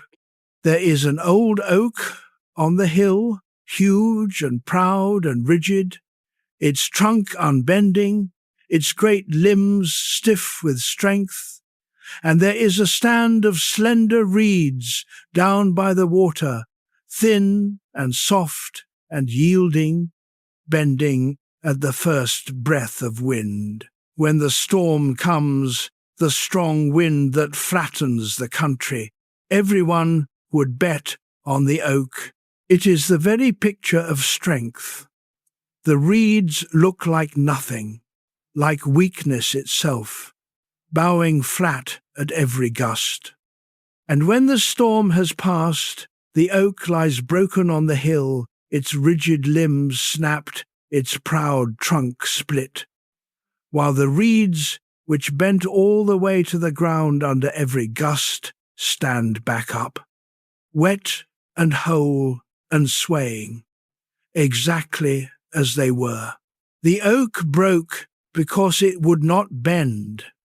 All its strength was in its rigidity, and rigidity is precisely what a great enough force destroys, because the stiff thing has no way to yield, no way to let the force pass through, and so it takes the full blow and shatters.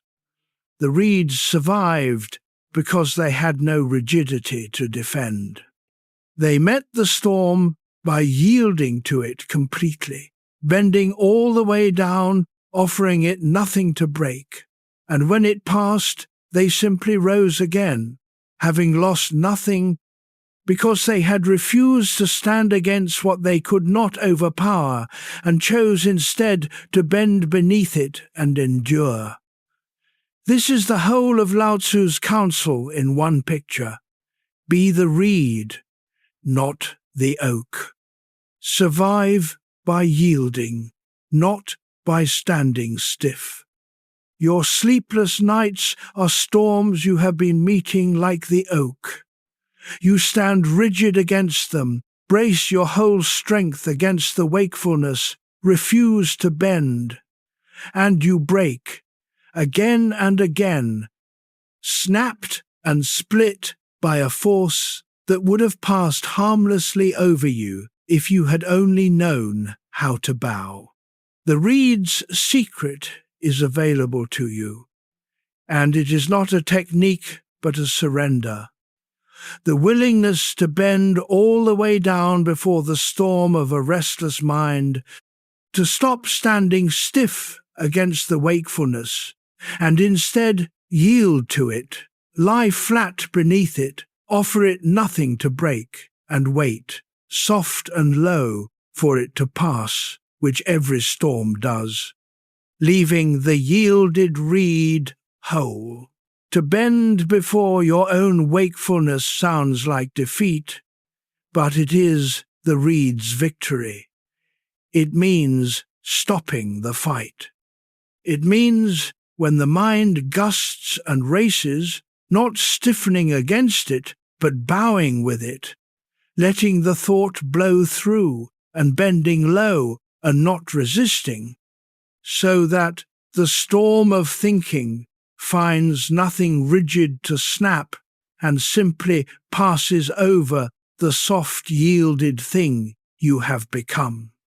The oak's war with the wind ends in breakage. The reed's surrender to the wind ends in survival, and more than survival, in the easy swaying wholeness of a thing that was never damaged because it never fought. Bend now then, all the way down. Let the storm of the day, the storm of the restless mind, the storm of everything unfinished, blow over you, and do not stand against it. Be the reed. Bow low and soft into the dark, offering the wind nothing to break. And feel how the yielding is not a loss, but the deepest safety.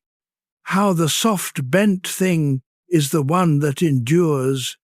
How everything stiff and forcing in you was only ever the proud oak waiting to be snapped. Let it go. Let yourself bend. Feel the whole body. Take the posture of the reed, not braced and upright, but softly bowed, giving its weight to the ground, offering the night nothing hard to break against. This is not collapse. The reed is fully alive as it bends. It is simply alive in the yielding way rather than the resisting way. Let every part of you take that living bow, the shoulders, the jaw, the hands, the long-held muscles of the back, all of them bowing gently down into the dark, and let the last of the storm pass over a body that has finally stopped giving it anything to snap, and in the bending, rest. The storm is already passing, as storms do, over the soft, low reed of you that has stopped fighting it.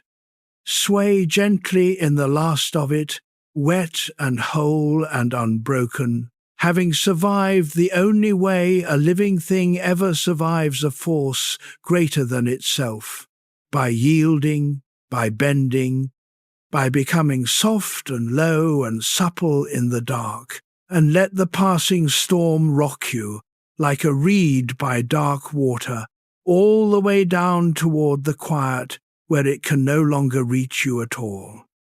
Chapter 41, 30 Spokes and 1 Hub. Do you remember the cup I set beside you long ago, near the start of the night? I told you I would come back to it when you were nearly there, and you are nearly there now, and so here it is again, the old man's quiet teaching about the emptiness that is the useful part. 30 spokes, he said, share 1 hub. It is the hole in the center, the emptiness where the axle turns, that makes the wheel of any use. Clay is shaped into a pot, but it is the hollow inside that lets it hold what you pour. Doors and windows are cut to make a room, but it is the empty space between the walls that you actually live in. Here is what the emptiness is for. All night we have been emptying, dropping and dropping again, the way pursuit of the Tao requires.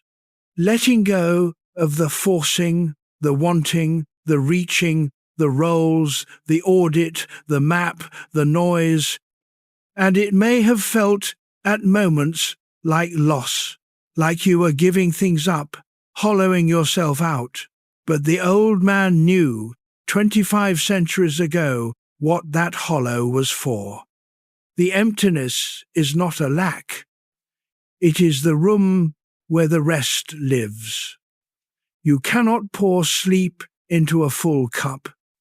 You cannot lie down in a crowded room. Everything you have set down tonight was making the hollow, the useful emptiness, the space that rest requires, and now that the space is open, the rest can finally come and fill it. This is the secret the full to the brim life never learns. It keeps filling, terrified of the hollow, and wonders why it can never rest when the hollow it fears was the one thing that could have held the rest. You have done the brave and unfamiliar thing tonight. You have let the emptiness open. You have unclenched the hand, quieted the narrator, set down the day, and made of yourself a hollow cup, an empty room, a wheel with a clear turning center. And into that emptiness, without any effort of yours, the way water fills a hollow and air fills a room, the rest is already flowing, quiet and cool and complete. Feel the useful emptiness in you now. There is more space than there was. The crowded room has cleared. The full cup has been poured out, and its emptiness is not a poverty, but a readiness, the exact shape that rest pours itself into. You do not have to fill it back up. You do not have to reach for one more thought to plug the hollow.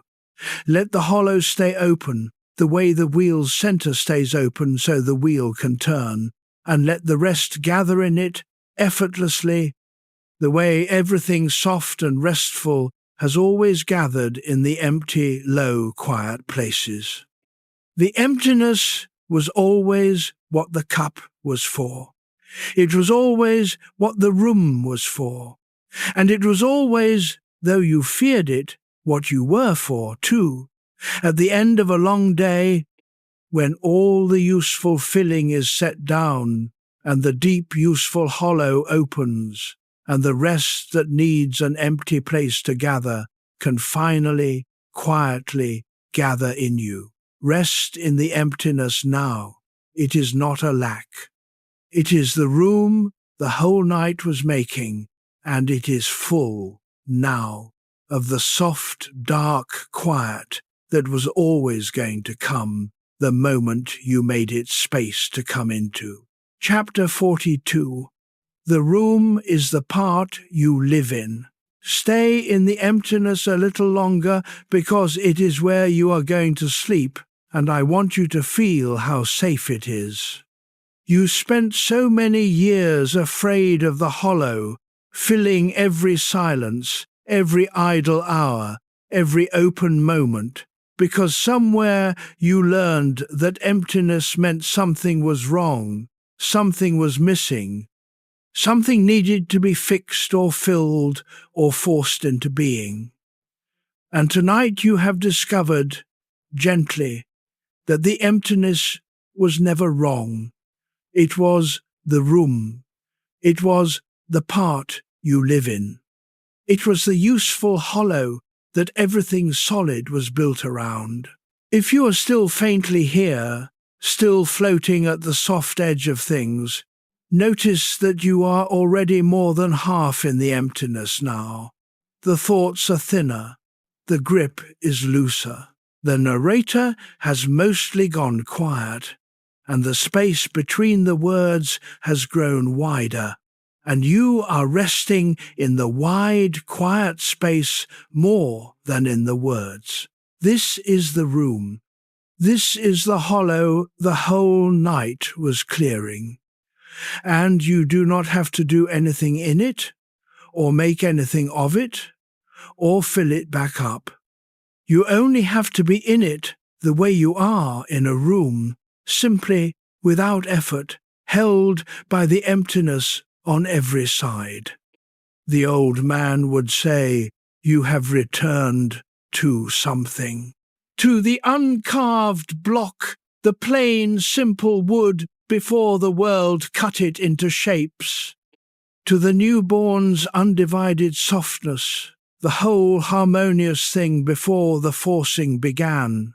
To the valley, the low, receptive place where everything gathers, to the still root, where the 10,000 things return. All of these were the same place, the useful emptiness, the quiet hollow at the center, and you have found your way back to it tonight, not by forcing, not by achieving, but by dropping, and dropping again, until the reaching stopped and the space opened, and you were simply, restfully, here. There is nothing left to do now. There is nowhere left to get to. The day is set down, whole and complete, and no longer asking anything of you. The forcing has fallen away, finger by finger, thought by thought, until the hand is open and the mind is quiet and the room is clear.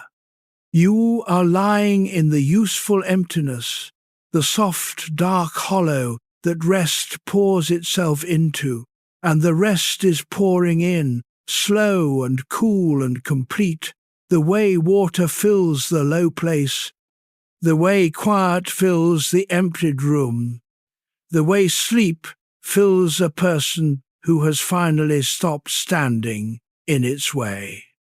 Let it fill you now. Let the last of the day dissolve into the wide, quiet space. You have done the whole of the work which was to stop working, and now there is only the emptiness, and the rest gathering in it, and the soft dark closing gently over the useful hollow you made, the room you live in, the still, low, quiet center where you were always, underneath everything, at peace. Chapter 43, Returning to the Block. There was another thread I gave you early on and left resting in the dark. The uncarved block, the self before the world, cut it into shapes. I said we would come back to it when your grip had loosened enough to receive it, and your grip has loosened now, and so, gently, here it is. All night you have been setting down the carved shapes. The responsible one, the strong one, the one who handles things, the good one who lies awake auditing their own goodness. One by one, in the dark, you have let these carved forms rest, and what is left underneath them, now, in the quiet, is the plain, uncut wood. The thing you were before the cutting. The old man called it a returning, and you have made the return without effort, without forcing, simply by letting the shapes grow quiet, one at a time, until only the raw, simple wood remained. Feel how restful it is to be the block again. The carved shape had to be held, defended, performed, kept sharp, and it could never rest, because resting was the one thing that might blur its edges. But the uncut wood has no edges to defend. It does not have to be anything. It does not have to prove it is good, or strong, or useful, or awake. It is just plain, simple wood, whole and quiet, and it can rest completely, because there is nothing in it that fears being lost in the resting. To return to the uncarved block, the old man said, is to return to a strength the world mistakes for weakness. It is the strength of the thing that does not have to be held together by effort, that is already whole, that was whole before the carving and will be whole after it. You have been carrying the carved shape all day, holding its form against the world, and now, in the dark, you have set it down and found underneath it the simple, uncut thing that needs no holding at all. Rest there, in the plain wood of you. There is nothing to perform in the dark. There is nothing to be. Just the raw, whole, simple thing, quiet as a log in a still forest, needing nothing, defending nothing, resting completely, the way it rested before the world ever picked up the knife. You have returned to it. Lie in it now, uncut and whole and at peace. Chapter 44. Becoming simple again. The whole of the old man's teaching, in the end, is a returning to simplicity. See the plain, he says. Embrace the uncarved. Reduce the self, and lessen the wanting. It sounds almost too small to be wisdom, in a world that prizes the complicated, but he meant it as the deepest of all instructions, because the complicated self, the one built of 1,000 wants and roles and worries, is exactly the one that cannot rest, and the simple self, the plain uncut thing, is the one that sleeps. You are very simple now. Notice it. The complications of the day have fallen away. The 100 threads of wanting have gone slack. The carved roles have been set down. The narrator has grown quiet, and what is left is almost nothing. And the almost nothing is deeply, quietly enough. A warm body, a slow breath, a dark room, a creature at rest. This is the whole of you at this hour, and it is plain, and it is simple, and it is complete. There is a peace in this plainness that the complicated day never touches. The complicated mind is always somewhere else, pulled apart into 100 wants and fears, and it cannot rest because it is never all in one place. But the simple thing you have become tonight is all here, gathered, whole, in the one plain place where it actually is. Nothing of you is leaning out toward tomorrow. Nothing of you is arguing with yesterday. You are simple and gathered and here, and that is the exact shape of rest. The old man would smile at how little it took in the end. Not a great effort, not a hard-won achievement, only a letting go, a dropping, a returning to the plain, simple thing you always were underneath the complications. You did not have to become something extraordinary to earn this rest. You had to become ordinary again. Simple again, plain and whole and uncut, like water, like the valley, like the newborn, like the block. So be simple now. Be the plain, quiet thing at the still center of the night. There is nothing complicated left to hold, nothing elaborate left to manage, only the soft, simple fact of a warm body breathing in the dark, gathered and whole and enough. Rest in the simplicity. It was always the shortest way home. Chapter 45, The Gatekeeper's Question. And now, at last, the first thread, the one I gave you before all the others, at the very beginning of the night. The old man on his slow grey ox, riding west toward the mountain passes, meaning to disappear. The last gate before the wilderness. The keeper who asked him a question. You have carried it all this way, half forgotten, and here, softly, is how it ends. The keeper of that western pass was a man named Yingxi, and he was, the old stories say, no ordinary official. He had watched the sky and seen a strange purple cloud drifting east to west, and he knew by it that a sage was coming.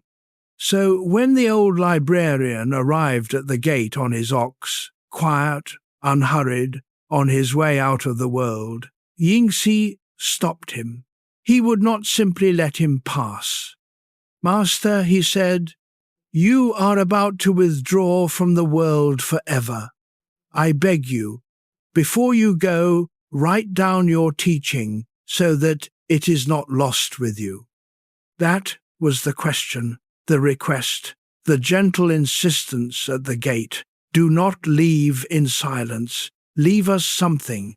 And the old man, who had meant to say nothing ever again, who had given up on the world and its endless forcing, stopped.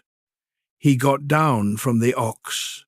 And for the keeper of a mountain gate, as a kind of parting gift, he wrote out the 5,000 words we have been living inside all night, the little book about water and emptiness and the strength of yielding.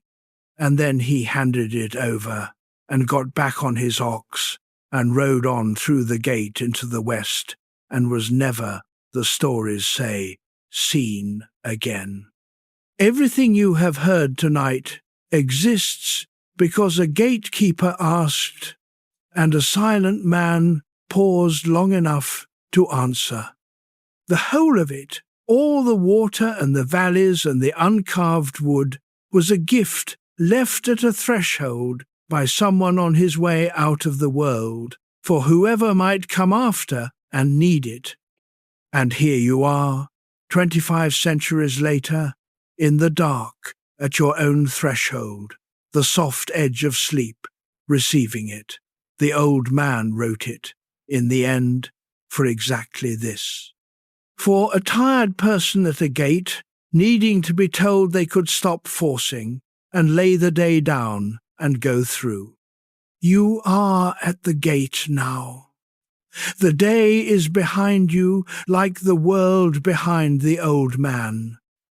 The dark is ahead like the west, and the teaching has been given and received, and there is nothing left to do at the threshold but what the old man did, which is to go gently through it, unhurried on the slow, patient animal of the breath, into the quiet country on the other side.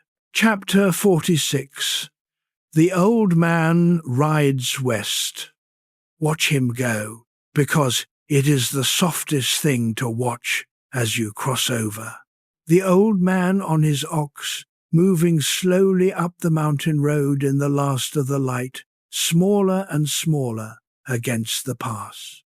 He is not hurrying. He never hurried. He is doing what water does, what the whole night has been teaching, moving without forcing, going with the way things go, letting the road carry him rather than driving himself along it.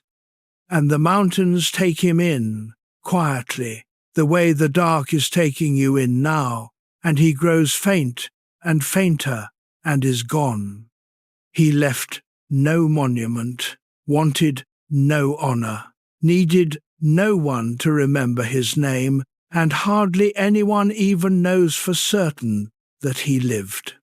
He simply gave what he had to give at the gate, and let it go, and rode on into the west, and dissolved into the mountains like mist into a valley. It is the most complete letting go there is, and he did it without a trace of struggle, because he had spent his whole life practicing the small letting goes that make the last one easy. He knew how to yield. He knew how to go with the current. He knew how to disappear into the way of things without fear.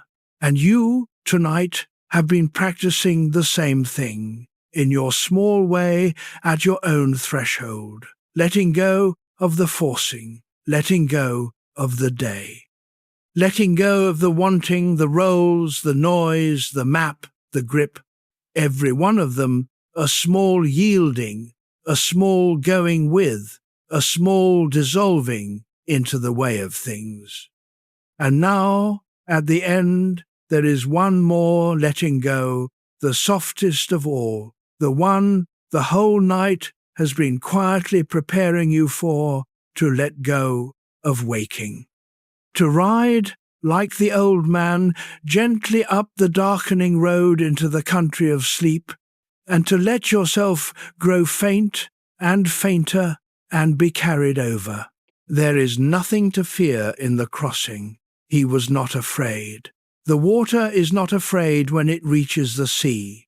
The reed is not afraid when it bends. The light is not afraid when it fades into the dark, because it knows, the way everything in the old man's world knows, that the motion of the Tao is return, and what goes out comes back, and the dark it dissolves into tonight is the same dark it will rise out of, renewed in the morning. You are not ending. You are returning. You are riding west, like the old man, into the quiet that gives everything back. So let yourself go faint now, gently, on the slow, patient breath. Let the waking dissolve like the old man into the mountains, without a struggle, without a fear, going with the way things go. The road is carrying you. The dark is taking you in, and there is nothing left to hold, and nothing left to force, and nowhere left to get to, only the soft going over, the quiet crossing, the old man growing faint on the darkening road, and you drifting after him, into the west, into the rest, into the deep return. Chapter 47. The River and the Sea. We began with water, and we end with it, because it has been the truest teacher all along. Think of a single drop, high in the mountains, at the start of everything. It does not force its way down. It simply yields to the low places, again and again, joining other drops, becoming a stream, becoming a river, winding, never straight, never hurried, going always toward the lowest ground. It meets stones and goes around them. It meets cliffs and falls, and does not resist the falling. And after a long, long journey of pure yielding, of never once forcing, it arrives, without fail, where all water was always going, the sea. That is the whole shape of a life lived the old man's way, and it is the shape of this night. You began high up, in the day, in the forcing, in the effort, and slowly, drop by drop, you have yielded downward. You let the grip loosen. You let the wanting quiet. You let the rolls rest, the noise settle, the emptiness open, the waking go faint.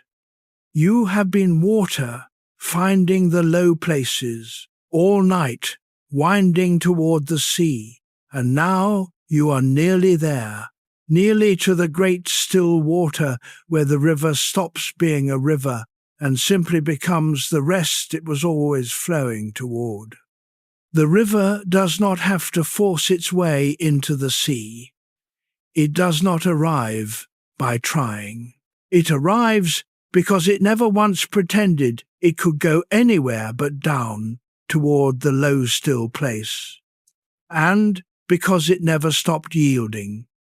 And here, at the end of the night, is the one line I want to leave with you, the quiet truth under all of it. What you have been forcing was only ever waiting to be allowed. The sleep, the rest, the letting go. None of it needed to be seized. All of it needed to be permitted, and you have finally, tonight, permitted it. So let the last of the river reach the sea. There is no distance left to cross, no effort left to make, only the soft merging of the winding water into the wide, still dark. The drop that began so high up, finally coming home to the low place it was always falling toward. You are almost there. You are nearly the sea. And the sea does not judge the river for how long it took, or how crooked its path was, or how many stones it had to go around. It simply receives it, all of it, every winding mile, into the one wide stillness where the journeying ends. The night is like that sea. It does not ask how well you spent the day, or whether you earned your rest, or how straight your path was. It only opens, wide and dark and still, and receives whatever reaches it, and lets the long journey of the day dissolve into a rest that asks no questions and keeps no account. Let the current carry the last of the way it has carried all of it, without your forcing, without your fear, gently down into the wide, quiet, resting water. Chapter 48. Sleep now. There is nothing left to do. The day is set down. The forcing has fallen away, the hand is open, the room is empty and full of quiet. The old man has ridden west, and the river has reached the sea, and you are here, at the low, still place where rest was always waiting. You do not have to hold anything. You do not have to solve anything. You do not have to be anyone. The breath is coming and going on its own, the way it always has, the way it will all night, without a single instruction from you. Let it. Let the body be soft and heavy and low. Let the dark be gentle. Let the quiet close over you like still water over a stone that has finally stopped falling. Everything you were forcing has been allowed. Everything you were carrying has been set down. There is only the soft dark now, and the slow breath, and the deep return, and you drifting gently into it. Let go of this voice too. It has done what it came to do. You do not need it any more. Let it grow faint, like the old man on the road, and fade into the quiet, and leave you resting in the low, still water, whole and simple and enough. Rest now. Sleep now.